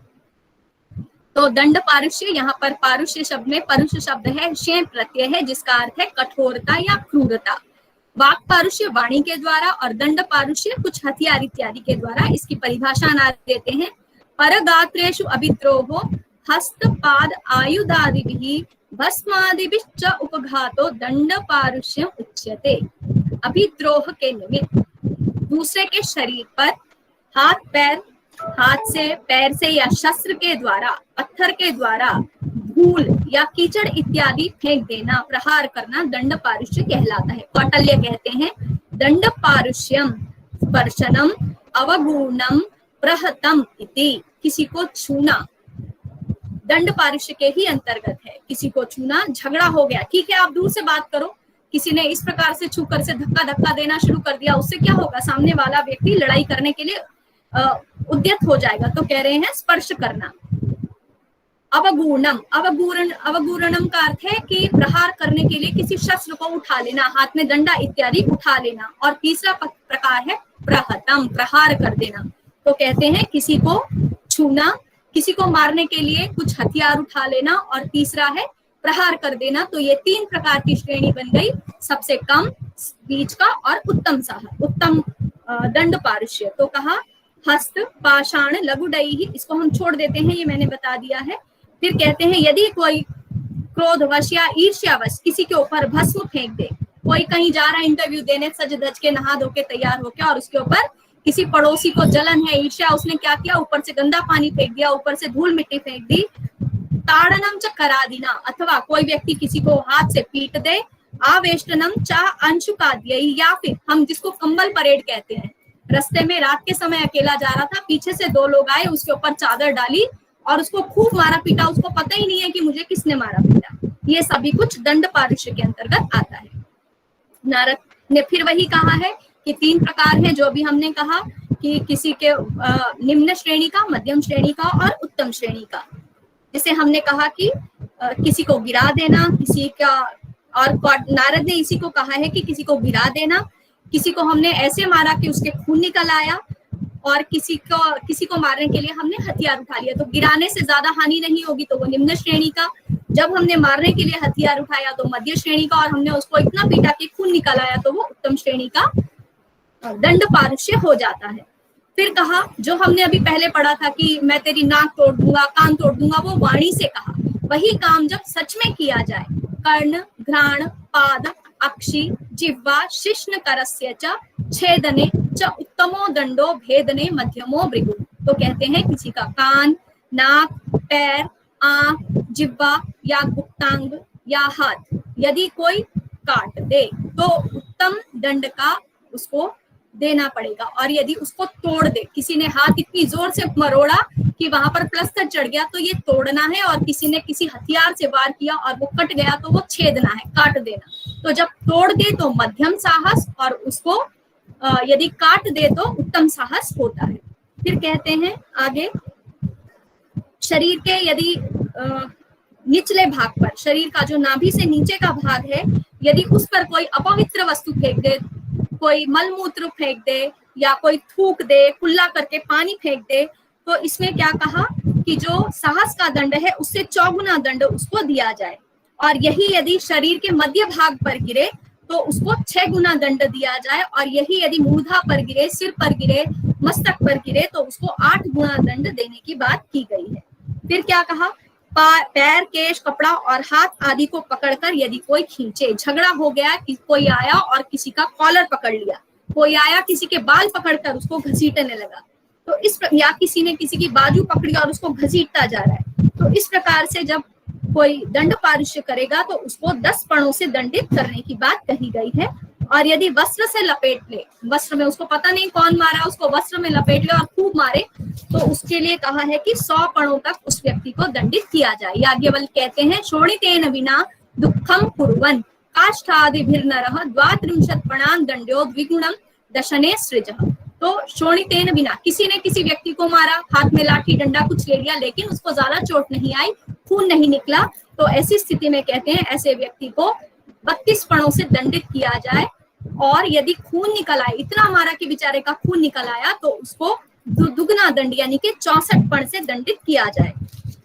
फिर अब बहुत सारी बातें हैं इसमें, स्त्रियों के विषय में है, और फिर अंत में आकर यहाँ पर वृक्षों के विषय में कहते हैं कि जो फलदायक वृक्ष होते हैं उनको काटने से भी दंडित करना चाहिए। एक बात यहाँ और आई है जो मैं बता देती हूँ, भार्या पुत्रश्च दासश्च, मनु कहते हैं ये पत्नी, पुत्र, दास, शिष्य, सगा भाई, यदि ये किसी अपराध को प्राप्त हो जाएं, यदि ये किसी बुरे मार्ग पर चलने लगे, तो इनको घर का स्वामी रज्जू के द्वारा अर्थात किसी रस्सी के द्वारा, या वेणु दल, वेणु हम कहते हैं बांस को, बांस की जो पतली सी टहनी होती है जिसको हम बेत भी कहते हैं, उसके द्वारा रस्सी से बांधकर या उस बेत के द्वारा उसको नियंत्रित करे। पृष्ठतः तु शरीरस्य न उत्तमांगे कथंचन, उसकी पिछले भाग पर, यदि बेत से भी मारना है तो पिछले भाग पर मारे, न उत्तमांगे कथंचन, किसी भी प्रकार से उसके उत्तम अंग जो हैं, आंख, नाक, कान इत्यादि, सिर हो गया, इन पर किसी भी प्रकार से प्रहार न करे। अतो अन्यथा तु प्रहरन प्राप्तः स्यात् चौर किल्बिषम, यदि वो इस प्रकार से किसी और उत्तम अंग पर मारता है और चोट लग जाती है तो वो किल्बिष, चोर के किल्बिष से, अर्थात चोर के पाप का, चोरी का जो पाप होता है उसी का वो भी पापी बन जाता है। फिर इसमें कहा भृशम न ताड़येत्, नारद कहते हैं भृशम न ताड़येदेनम न उत्तमांगे न वक्षसि, भृशम अर्थात अत्यधिक, इतना मारा कि बेचारा वो मरने जैसा हो गया, आपको उसको नियंत्रित ही तो करना है, उसको सही मार्ग पर लाना है, इसके लिए कहा इसको इतना न मारे, न उसके वक्ष स्थल पर, छाती पर न मारे, न किसी उत्तम अंग पर मारे, और पीठ पर भी मारे तो ये नहीं कि मारते ही चले जा रहे हैं, उसको पूरा नीला कर दिया। भृशम न ताड़ये अनुशास्य च विश्वास्य, उसको अनुशासित करें, उसमें अपना विश्वास पैदा करें। शस्यो राज्ञा अन्यथा गुरु, यदि गुरु इस प्रकार से अपने छात्र को पीटता है, किसी उसके उत्तम अंग पर मारा या पीठ पर इतना मारा कि वो पूरा नीला पीला पड़ गया, तो ऐसा गुरु भी राजा के द्वारा शासित करने योग्य है। फिर इसी प्रकार से वनस्पतियों के विषय में कहा है कि जिन वृक्षों को हम कलम के द्वारा एक वृक्ष से और वृक्ष बढ़ा सकते हैं, जो वृक्ष दूसरों की जीविका चलाने का साधन होते हैं, ऐसे वृक्षों का यदि टहनियां, तना और जड़ काटा जाए तो टहनी काटने पर 20 पण, उसका तना काटने पर 40 पण और उसको जड़ से उखाड़ फेंकने पर 40 पणों से वो व्यक्ति दंडनीय है। फिर कहते हैं प्रसिद्ध स्थान जो होते हैं सीमाओं को बनाने के लिए, अभी उर्मिल मैम ने एक लेक्चर लिया था, उसमें सीमा विवाद पर चर्चा की थी, तो सीमा बनाने पर एक वजनी सीमा आई थी जिसमें वृक्षों को लगाकर कुछ चिन्ह बना दिया जाता है। तो ऐसे वृक्ष जो 2 क्षेत्रों की, 2 देशों की, 2 नगरों की सीमा के रूप में लगाए गए हों, उन वृक्षों को काटने पर, जो पुण्य स्थान में लगे हों, देवालय में लगे हों, किसी श्मशान में उगाए हों, उनको नष्ट करने पर भी जो ऊपर अभी हमने कहा उसका दुगना दंड भुगतना पड़ता है। फिर कहा कि छोटी झाड़ी, गुल्म इत्यादि अनेक प्रकार का यहाँ पर दंड पारुष्य वृक्षों और वनस्पति के रक्षा के लिए भी कहा गया है। अब हम आते हैं द्यूत समाव्य पर। तो यहाँ द्यूत का अर्थ है कि पासों से खेलना। द्यूत का साधारण सा अर्थ है जुआ खेलना, और समाव्य का अर्थ है कि प्राणियों के द्वारा जब अपने मनोरंजन के लिए कोई खेल खेला जाए तो उसको हम समाव्य कहते हैं। द्यूत मतलब जुआ खेलना। पासे होते हैं, कुछ कौड़ियां होती हैं, एक चौसर होता है, जो हम सभी को पता है कि महाभारत में पांडवों और कौरवों ने अक्ष क्रीड़ा, द्यूत क्रीड़ा की, और जिसका परिणाम उन्हें बहुत ही भयंकर रूप से भुगतना पड़ा, तो वो द्यूत है। और समाव्य, मेरे पास एक मोटा सा बकरा है और मेरे पड़ोसी के पास भी है, तो उसने कहा चलो इनको लड़वाते हैं, अगर तेरा ये बकरा जीत गया तो मेरा बकरा भी तेरा, और अगर तेरा बकरा हार गया तो तेरा बकरा मेरा। या फिर अगर तू जीता और 4-5 लोग और भी खड़े हैं और उन सबने भी पैसा लगाया कि ये मोटा बकरा है, ये पतला बकरा है, ये काला जीतेगा, ये गोरा वाला जीतेगा, जिसको हम सट्टा लगाना भी कहते हैं। क्रिकेट में सट्टा लगाया जाता है। तो इसी प्रकार से जो प्राणियों के द्वारा मनोरंजन का साधन बने, ऐसे खेल को हम समाव्य कहते हैं। और जुआ इत्यादि खेलना पासों से, कौड़ियों से, इन सबको हम द्यूत कहते हैं। तो क्या कहा, ये द्यूत का जब ये इतना खराब है कि पांडवों को इतना बुरा इसका परिणाम भुगतना पड़ा, तो इसकी व्यवस्था ही क्यों है? तो हमें कौटिल्य अर्थशास्त्र में जब राजा अपने नगर की रचना करता है तो उसमें कहा गया है कि राजा अपने नगर में एक द्यूतशाला बनवाए, जिसको सभा कहा गया, और उस सभा में एक सभापति को नियुक्त करे, जो कि वहां पर जो भी लोग जुआ खेलना चाहते हैं वो लोग वहां जाएं और जुआ खेलें। और वो जो सभा का पति है उसको अक्षाध्यक्ष कहा गया, और कहीं कहीं उसको सभिक भी कहा गया। तो वो जो उस सभा का स्वामी है वो क्या करे, उन सब लोगों पर नजर रखे, उनको खुद वो जुआ खिलाए, और वहां पर जो पासे हैं जुआ खेलने के लिए वो सभिक अपने पास से देगा। बाहर से कोई अपना सामान लेकर नहीं आएगा, ना ताश लाएगा, ना चौसर लाएगा, ना पासा लाएगा। सारी व्यवस्था उसी सभा में की जाएगी और सभिक उसका नियंत्रण करेगा, उसका निरीक्षण करेगा। और यदि कोई व्यक्ति, सभिक अपने पास से पासा देगा, और यदि कोई व्यक्ति चालाकी करके उन पासों को बदल देता है, अपने गड़बड़ पासे रख देता है, दोनों तरफ एक ही है क्या चारों तरफ एक ही है, किसी को पता ही नहीं है, तो फिर ऐसी स्थिति में सभिक क्या करे, उसको दंडित करे, उसके पासों को छीन ले, उसके पास जितना धन हो वो सारा धन उससे छीन ले।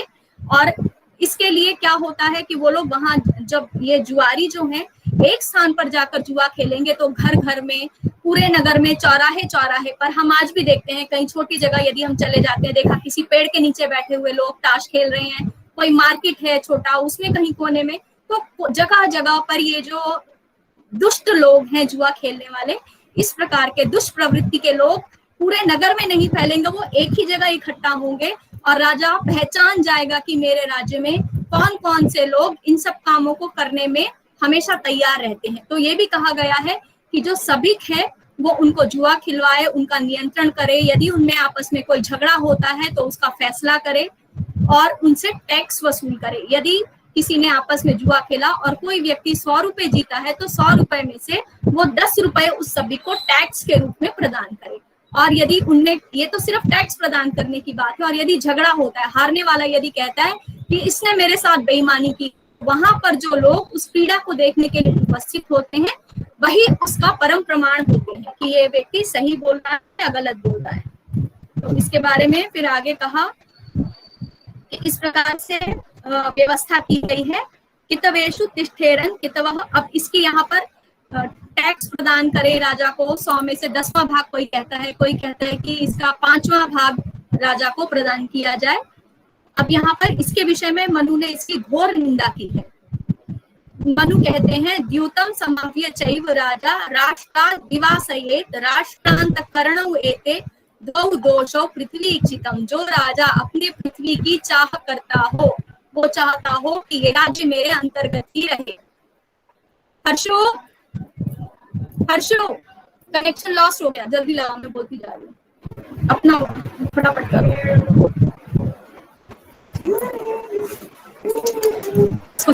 अपना पा जाएगा। यहाँ तो सुनाई आ रहा है आपका लगातार, सुनाई दे रहा है? हाँ लगातार सुन रहा है। अच्छा ठीक है, मुझे लगा कि बीच में कनेक्शन मेरा लॉस्ट दिखाने लगा है। नहीं लगातार सुनाई आ रहा है। हाँ जी ठीक है, समाप्त होने पर ही है बस। तो यहाँ कहते हैं कि द्यूत और समाव्य बहुत ही खराब चीज है। राजा इन दोनों को अपने राष्ट्र से बिल्कुल बाहर कर दे। जो राजा अपने राज्य की कामना करता हो तो अपने राज्य में द्यूत और समाव्य जैसे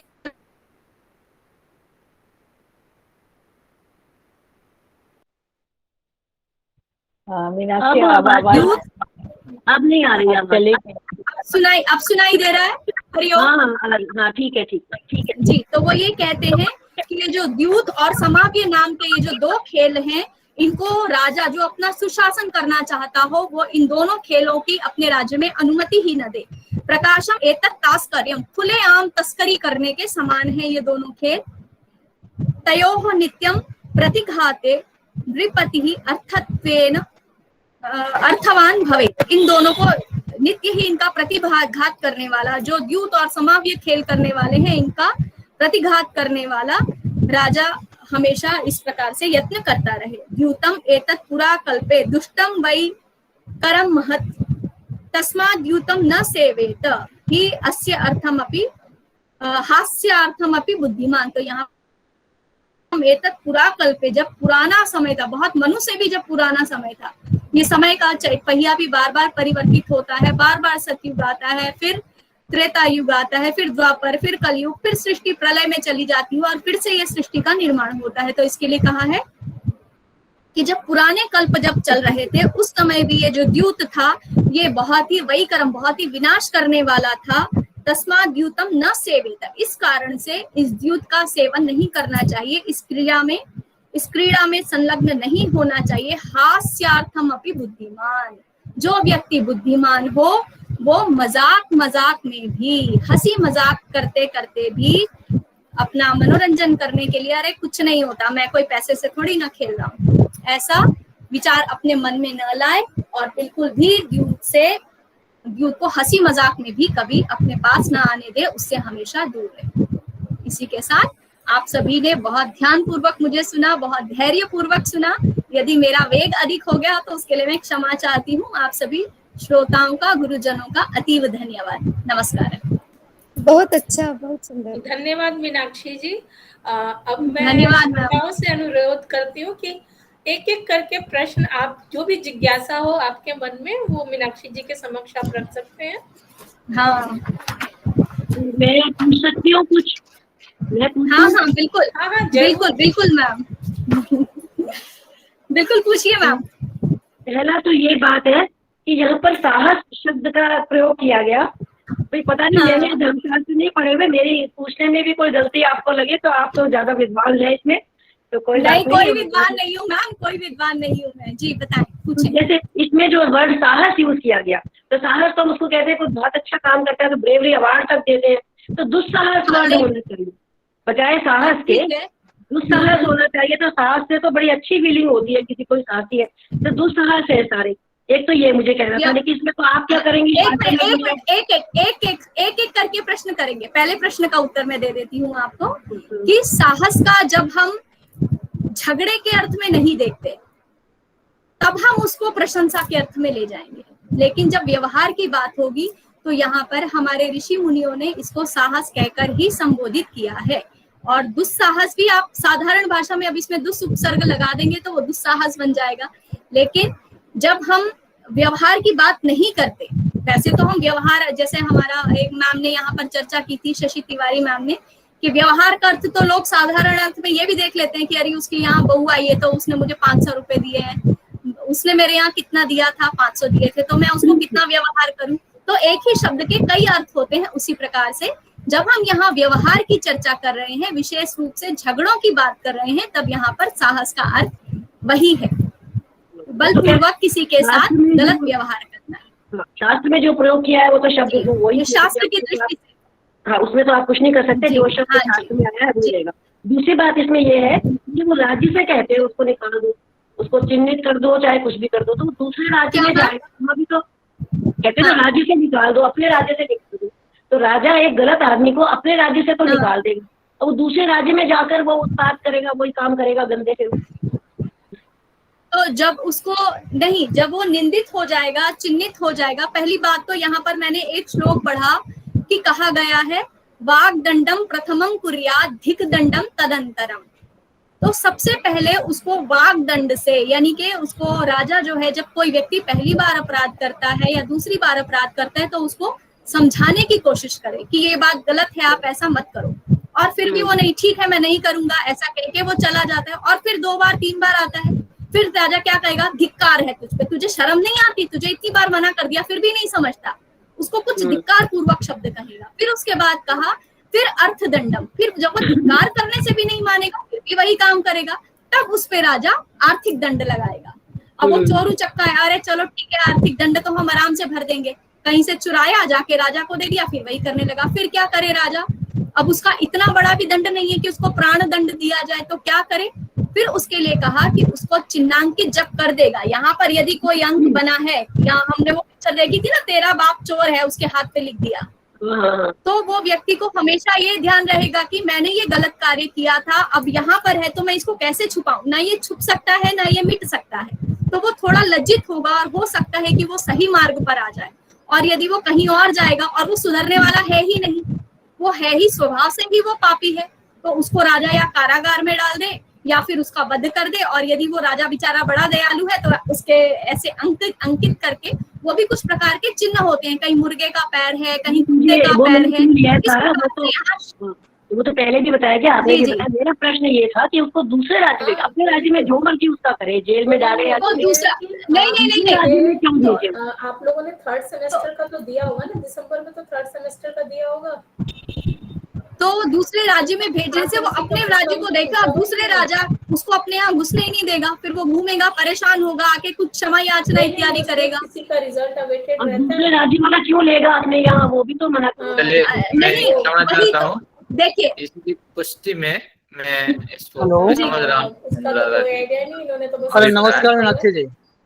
जिनको जी नमस्कार, राज्य से निकाल दिया जाता है एक क्षण, तो ये विद्वान श्रेणी के लोग होते हैं, समाज के ये ऋणी होते हैं, हजारों करोड़ों लाखों रुपए इनके पीछे खर्चे होते हैं, इनके मस्तिष्क भी सक्रिय होते हैं, वो ब्राह्मण वर्ग के लोग होते हैं, इनके रहने से ही समाज का लाभ हो सकता है, तो इसलिए इनकी हत्या नहीं करते हैं, दूसरे राज्य में छोड़ देते हैं। लेकिन टैटू बनाया जाता था और उससे पता लग जाता था ये किस श्रेणी का व्यक्ति है।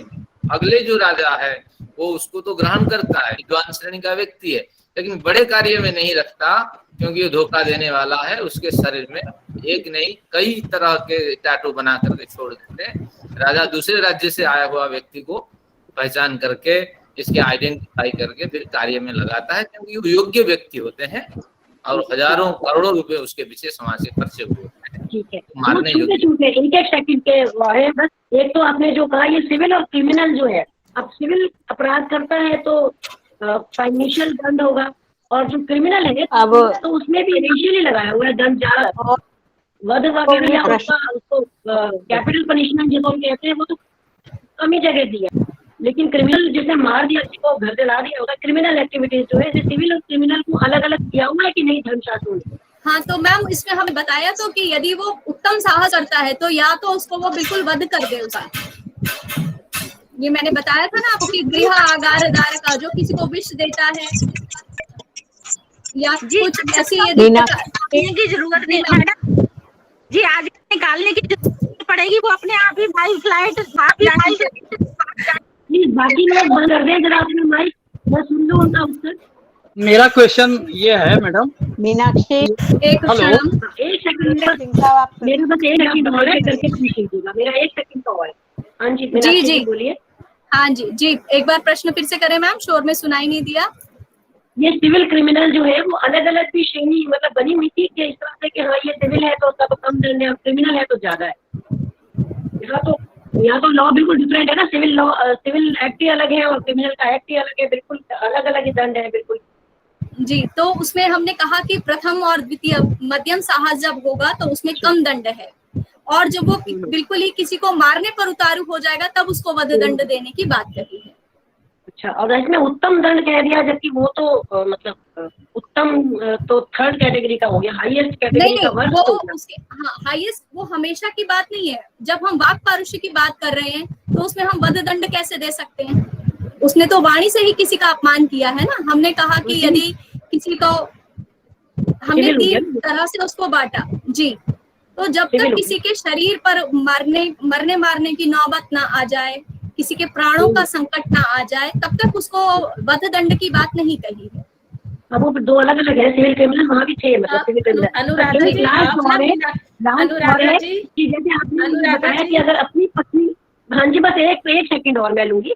जैसे कोई बात नहीं मैडम जी, बहुत अच्छा लगा, आजकल लॉ भी बन गया है कि मैरिटल रेप, तो आपने ये भी पॉइंट दिया कि पहले उस समय भी उन्होंने ये सोच लिया कि अगर कोई अपनी पत्नी से भी बलात्कार करता है तो वो मैरिटल रेप है, जो आजकल नया कानून बना है मैरिटल रेप, और उसके अंदर केसेस भी आ गए हैं।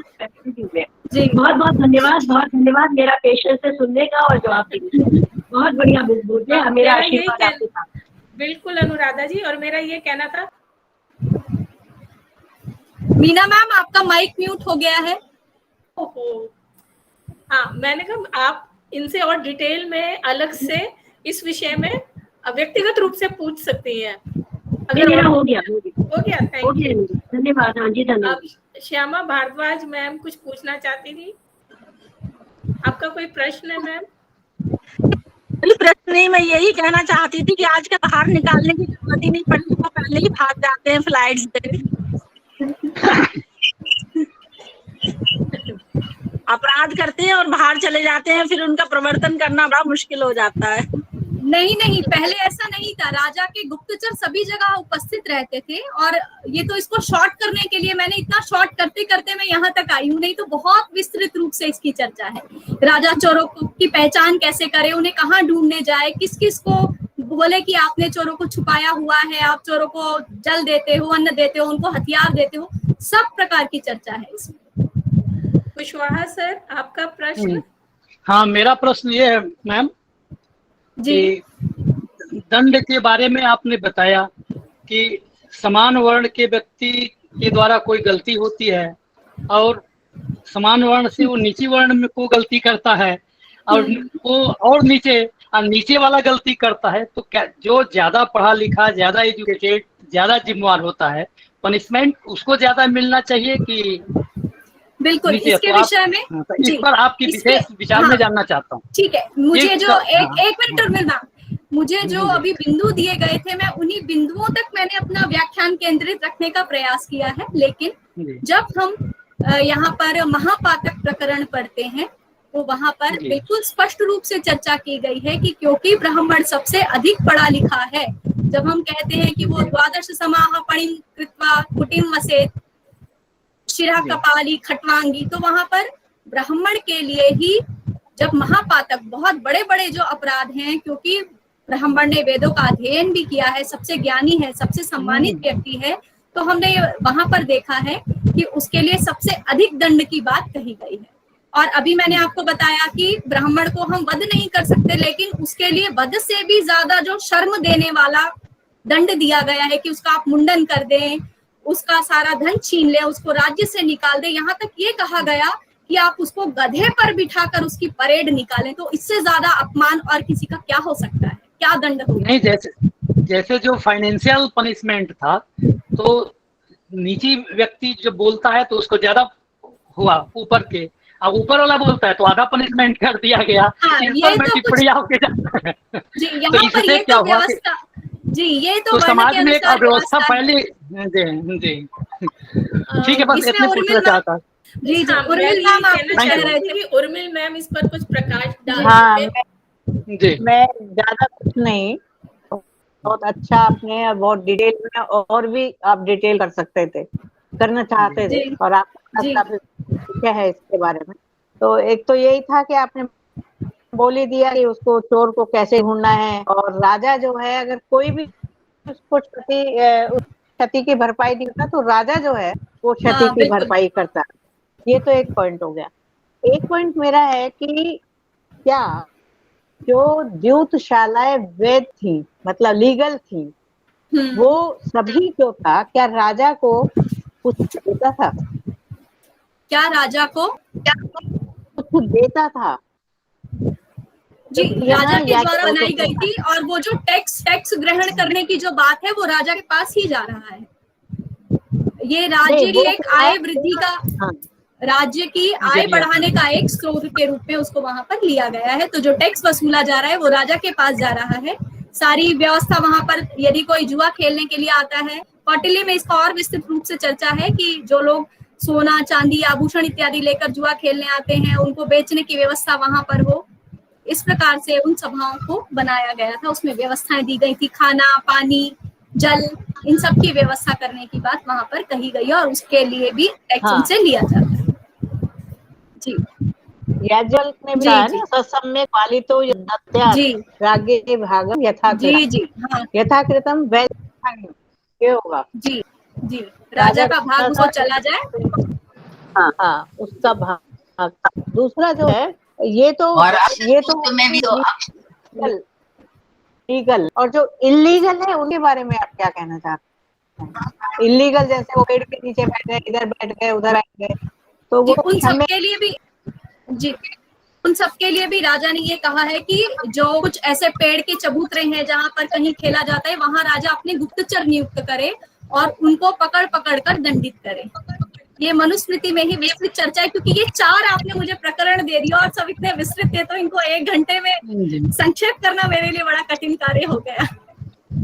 बहुत अच्छे से कर दिया, इसमें कोई बात नहीं। शशि कुछ पूछना चाह शशि रहे मैम कुछ पूछना मैं चाहती ये हैं। फिर जोड़ रही थी उसमें जो पिछली बात चल रही थी, राजा राज्य बनाता है क्या, तो अक्षशालाएं जो हमारा अक्ष सूक्त है उसमें इसका थोड़ा संकेत है कि वो कहते जब झगड़ा करने लगा है तो लोग उसके साथी कह रहे हैं कि वो आते हैं, सैनिक आते हैं, तो साथी कह रहे हैं कि बदेनम नयत, बांध के ले जाओ, तो दंड दो इत्यादि। तो इसके मतलब कि राजा राज्य व्यवस्था ही करती थी और उद्देश्य मनोरंजन रहा होगा, लेकिन अगर मनोरंजन की हद से आगे जाते हैं तब गलत है और उसको पकड़ के ले जाते हैं। चलो, इतने छोटे तुमने इतनी बड़ी बड़ी बातें सुनाई है। तो क्लियर है कि अगर तुम जुए की तरह खेल रहे हो तो दंडनीय है। और बाद में उसने कहा है लास्ट वाले मंत्र में या लास्ट से पहले में कि उसको आनंद के लिए खेलो। जी, जुए रूप में खेलोगे मनु ने तो किसी भी रूप में बिल्कुल स्पष्ट रूप से मना ही किया है कि अनिष्टकारी है। जो राजा अपने राष्ट्र की रक्षा करना चाहता है वो बिल्कुल ही अपने राष्ट्र में से इन दोनों खेलों को हटा ही दे। ये व्यवहारिक नहीं है मैडम कि उसको जो है आनंद की तरह खेला जाए। इसीलिए देखिए, मुंडे इसमें कहा, हम कहते हैं एक संस्कृत का ये एक लाइन है, मुंडे मुंडे मतिर्भिन्न। हर एक व्यक्ति की अपनी अपनी सोच है। उसी बात के लिए मनु कुछ कहते हैं, याज्ञवल्क्य कुछ कहते हैं, कात्यायन कुछ कहते हैं। ज्यादातर लोग तो मनोरंजन के लिए खेलते हैं, जैसे ताश हो गया, लूडो हो गया, और कुछ ऐसे होते हैं जो पैसे वैसे लगा लेते हैं। हम भी तो बचपन में ताश वाश खेलते थे, लूडो खेलते थे, आनंद के लिए खेलते थे, कहते हैं ऐसी कोई बात नहीं। अब समय को अतिक्रम कर रहे हैं, धन्यवाद की ओर चलते हैं। जी अभी मैम ने बोला ना ज्यादा लोग क्या दे रहे हैं राशि, आप बता दो। नीलम महाजन जी वही सर समय का अतिक्रमण हो रहा है, लेकिन नीलम महाजन मैं बोलूं क्या? तुम्हारा बार-बार अभी मैम बोल रहे थे ना ज्यादातर लोग मनोरंजन के लिए खेलते हैं, मैं इससे सहमत नहीं हूँ, क्योंकि मैं तो खुद पर्सनली मैंने देखा है कि जैसे दिल्ली में रहती हूँ मैं, और जगह जगह पर ये जो लेबर क्लास होती है ये सब लोग बिल्कुल पैसे से खेलते हैं, और पुलिस पास से निकल के जाती है, कोई कुछ नोटिस नहीं करता। ये तो मतलब बिल्कुल सही बात है कि एक अनिष्टकारी खेल ही है, बैन ही रहे तो ज्यादा अच्छा वो है। वो नोटिस इसलिए नहीं करते कि उनको नोट मिले होते। मगर ऐसा है, मैं कुछ निवेदन करना चाहता हूँ इस संबंध में। पर मनोरंजन के लिए यदि कोई जुआ खेलता है तो शास्त्र के अनुसार वो जुआ सब वो नहीं आता है, केवल पण पूर्वकम, यदि शर्त लगाकर तभी वो आएगा शास्त्र के अनुसार। मनोरंजन के लिए यदि कोई ताश खेलता है तो वो अपराध के में नहीं आएगा शास्त्र के अनुसार। इसीलिए पण पूर्वकम अपराधी ही क्रियते ये दिया है, और प्राणी भी सब में पण पूर्वकम ये शर्त लगी हुई है, कंडीशन है उसमें कि उसमें हाराजी लगनी चाहिए। वो निंदित है शास्त्र के द्वारा। धन्यवाद। बड़ा क्रिया जी, मैंने ये श्लोक जी मैंने पहला ही श्लोक पढ़ा था। अक्षवद्रा शलाद्यैः देवनम जिह्मकारितं पण क्रिया वयोभिश्च पदम द्यूत समाव्ययम्। और ये के पास इत्यादि, ये थोड़ा संक्षेप करने के चक्कर में समय पर घड़ी पर ध्यान होते हुए मैं अच्छे से व्याख्या नहीं कर पाई। इसकी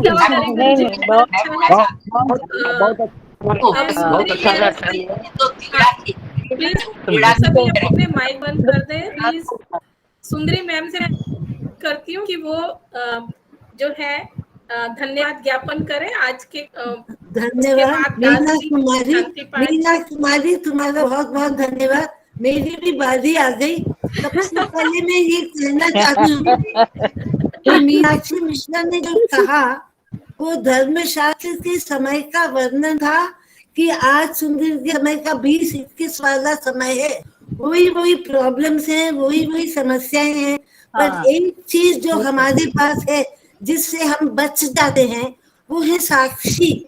साक्षी नहीं होते तो बड़े से बड़ा पाप करने वाला मनुष्य भी 20-21 वाले इसमें बच जाता है। इसके बारे में मनु ने, गौतम ने, नारद ने कुछ कहा होगा, पर क्या कहा होगा वो सुनेंगे तो रात के 9 बज जाएंगे, इसलिए वो कभी और सुनेंगे उनसे। पर बहुत ही समसामयिक विषय है, मनुष्य कभी नहीं बदलता है। और अगर मैं कहूँ कि सबसे बढ़िया पॉइंट मुझे लगा जो 6:20 पे आया, और वो है वनस्पति और वृक्षों को काटने के लिए अपराध। ये एक ऐसी चीज है, मनुष्य तो मरता है, आ जाता है 100 साल में, तो एक पेड़ आने में हजारों साल लग जाते हैं। उसके लिए जो आपने अपराध लास्ट में कहा मुझे सबसे अच्छा लगा। इसका मतलब ये नहीं कि मुझे वो बाकी 5 नहीं अच्छे लगे।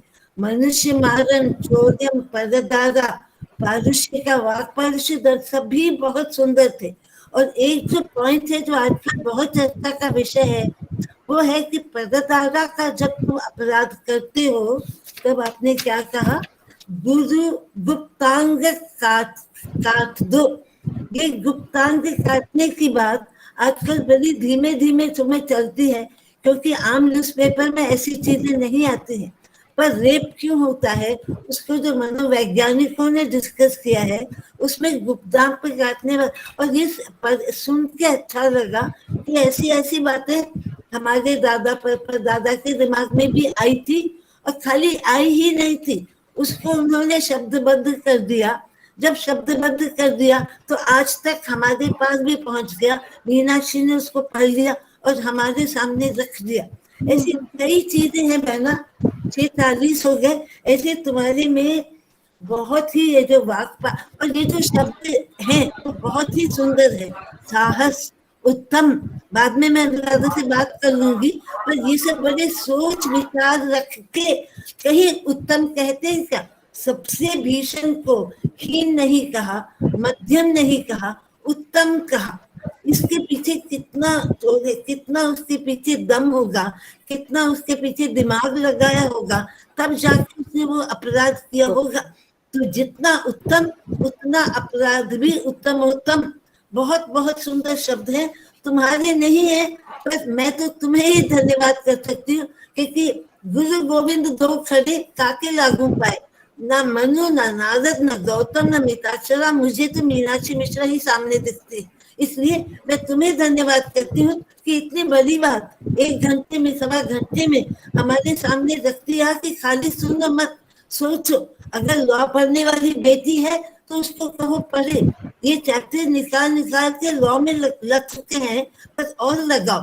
कई चैप्टर लग चुके हैं, बस और लगाइए। IIM अहमदाबाद में ये सारी कई चैप्टर, कानपुर ने तो कमाल कर दिया, हमारे धर्म शास्त्र को, भगवत गीता को ले लेकर चैप्टर बना।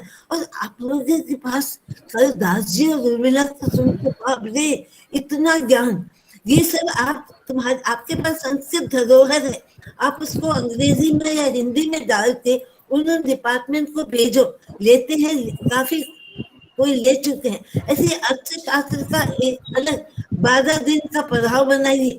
अर्थशास्त्र को चाइना वालों ने चाइनीज भाषा में ट्रांसलेट करके अपनी वॉर्स में, अपनी युद्धों में यूज किया है, और हमें तो पता भी नहीं, बीच बीच में आ जाता है चाणक्य का नाम। तो ये आप, ये मीनाक्षी के लिए नहीं है, ये उर्मिल जी दास जी के लिए है। पर मैं कह रही मीनाक्षी धन्यवाद, ये मैं कह सकती हूँ। और बहुत पॉइंट्स थे जो तुमने विषयों की दृष्टि से और वैसे भी, ये जो परदादा वाला एक कह दिया, और ये काशापन वाला इतना लंबा करने की जरूरत नहीं, इसको छोटा करके गला घोट देते तो तुम्हें और पॉइंट्स नहीं, बार बार कोई आए ना तो हम गेस कर सकते थे। खैर तुमने कहा तो बात अच्छी तरह दिमाग में पड़ गई, पर तुमने इतनी अच्छी अरे बाबा, स्वेच्छाचारी स्त्री, बहुत ही नई नई ऐसी बातें हैं जो आजकल हमारे सामने, कोर्ट के सामने है। 5 दिन के बाद कहते हैं अगले महीने मिलेंगे, 2 महीने बाद मिलेंगे, 26 न्यायाधीश नहीं है। ये सब प्रॉब्लम धर्मशास्त्र के जमाने में थे कि नहीं थे? हजारों लाखों करोड़ों केसेस पड़े हैं। क्या धर्म शास्त्र के जमाने में भी ऐसे प्रॉब्लम थे? नहीं भी थे पता। कम से कम पहली सीढ़ी तो मुझे पता लग गई, दूसरी तीसरी सीढ़ी मैं आपसे पूछ लूंगी, क्योंकि जो भी हम करवाते हैं मेरे सामने पहले यही आता है, आजकल के जमाने में इसका कैसे मैं सदुपयोग करूं, यही मेरे दिमाग में आता है। क्योंकि हम इस समाज में है, इस समाज को ठीक करने का दायित्व हमारे ऊपर है। धर्मशास्त्र ने जिस भी समाज का वर्णन किया वो हमारे लिए नगद सोने चांदी मोती मोहरे छोड़ गए हैं, उनको उठाते उनको। और तुम्हारे पास संस्कृत जैसी अनमोल वो है, धरोहर है, उसके द्वारा पढ़ो और सबको दो, अपने तक मत रखो, सारे डिपार्टमेंट्स को दो। और एक रामटेक में सब लोग योग में वाले, ये सब लोग लेने के लिए तैयार हैं, अगर संस्कृत पढ़ने वाले करके देखते। बहुत बहुत बहुत धन्यवाद आपको भी और वेद संस्थान को भी। आप धन्यवाद नहीं दीजिए मैम, आप आशीर्वाद दीजिए। अरे तुम्हें तो आशीर्वाद दूंगी, धन्यवाद उन धर्मशास्त्रियों को दे रही हूँ जो मेरे सामने नहीं आ रहे हैं। रोज मैं देखती हूँ, काने की किताब खोलती हूँ, थैंक यू काने, काने नहीं थैंक यू मनु, काने को थैंक्स करके क्या करूंगी? मेरे को I should thank them who don't come in, मेरे सामने ही नहीं आते। अभी तो मनुस्मृति 12 बजे दोपहर पढ़ने लगी हूँ मैं, थैंक्स टू नहीं आ गया, पर नहीं तो हमें क्या पता था, हम तो अलंकारों में छुपे हुए थे, हमें कुछ पता ही नहीं था। वेद में आ गई प्रवेश सक्सेना की वजह से, अब धर्मशास्त्र में उर्मिल ने घुसा दिया। हमारे पास इतने हैं, कितने घुसते जाओ, आप लोग घुसते जाओ, हम तो जा रहे हैं, तुम हमारी नई पीढ़ी। आशीर्वाद धन्यवाद जो भी ले लो, जो चाहो ले लो। ये शांति पाठ करते हैं। सुंदरी मैम, अब मैं दास सर को आमंत्रित करती हूँ शांति पाठ के लिए। बढ़िया, आज का सत्र बड़ा रोचक रहा। संस्थान की ओर से मैं भी विशेष धन्यवाद करता हूँ।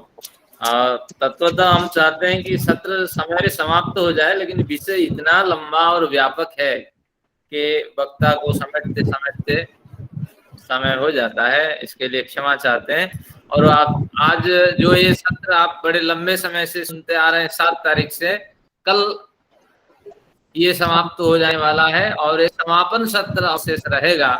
एक बढ़िया तो मतलब तमाशा हमने शुरू कर लिया था, लेकिन ये समाप्त हो जाएगा, इसके लिए दुख भी है।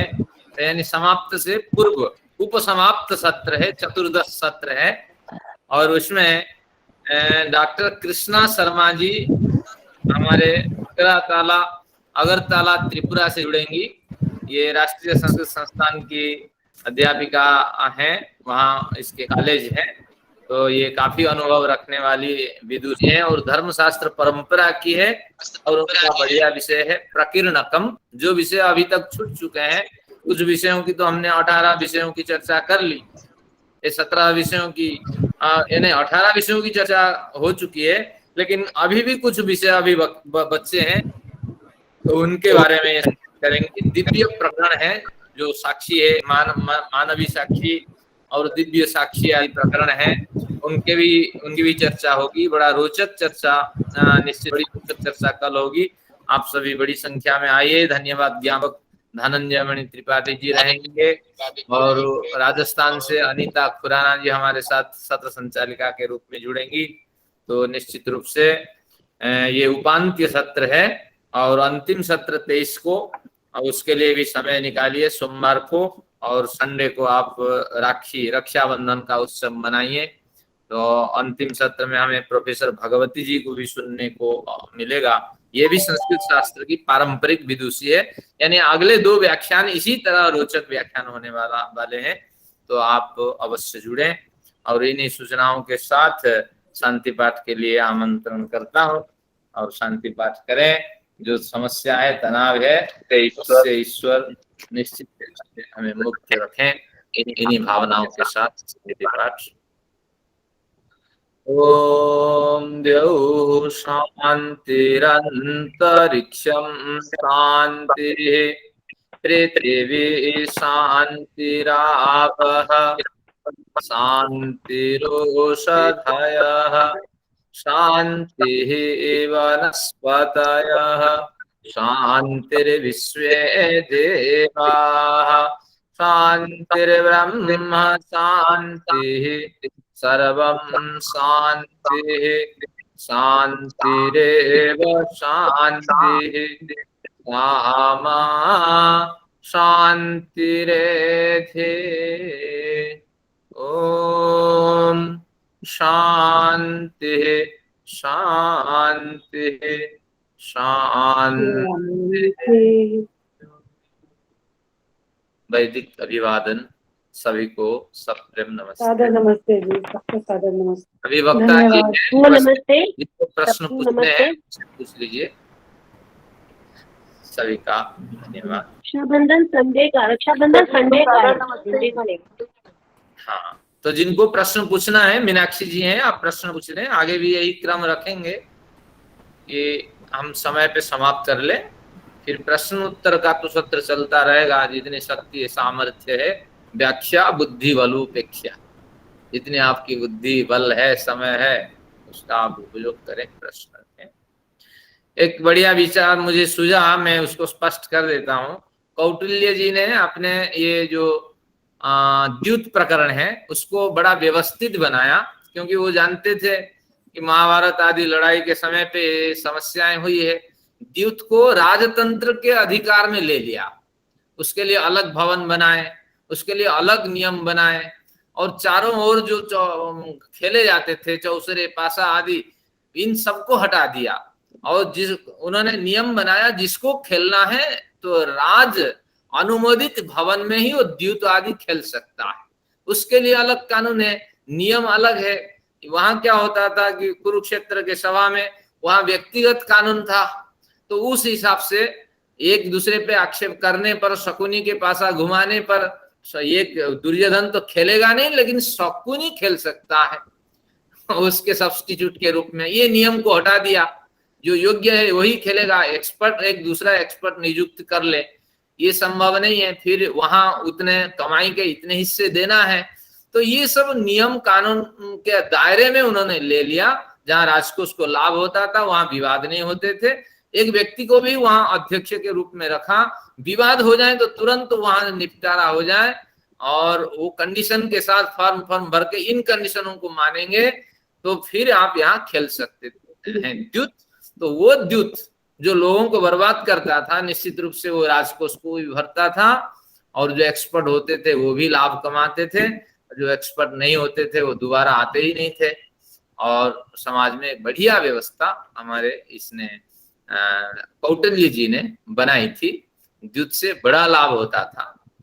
तो ये इसका कौटिल्य का जो द्युत खेलते खेलते अगर कोई बिल्कुल मतलब उसका सारा पैसा निकल जाए, वो सब कुछ लूट जाए उसका, उसके लिए भी कोई व्यवस्था थी कि उसको कोई फिर आश्रय देगा, वो कैसे जिएगा फिर वो तो उसमें कौटिल्य के अर्थशास्त्र के नियम के अंदर जो आता था। नहीं, पहले तो समस्याएं होती थी। मृत्यु कटिकम पढ़ो, मृत्यु कटिकम ड्रामे में अच्छी तरह बताया है। बहुत बढ़िया है।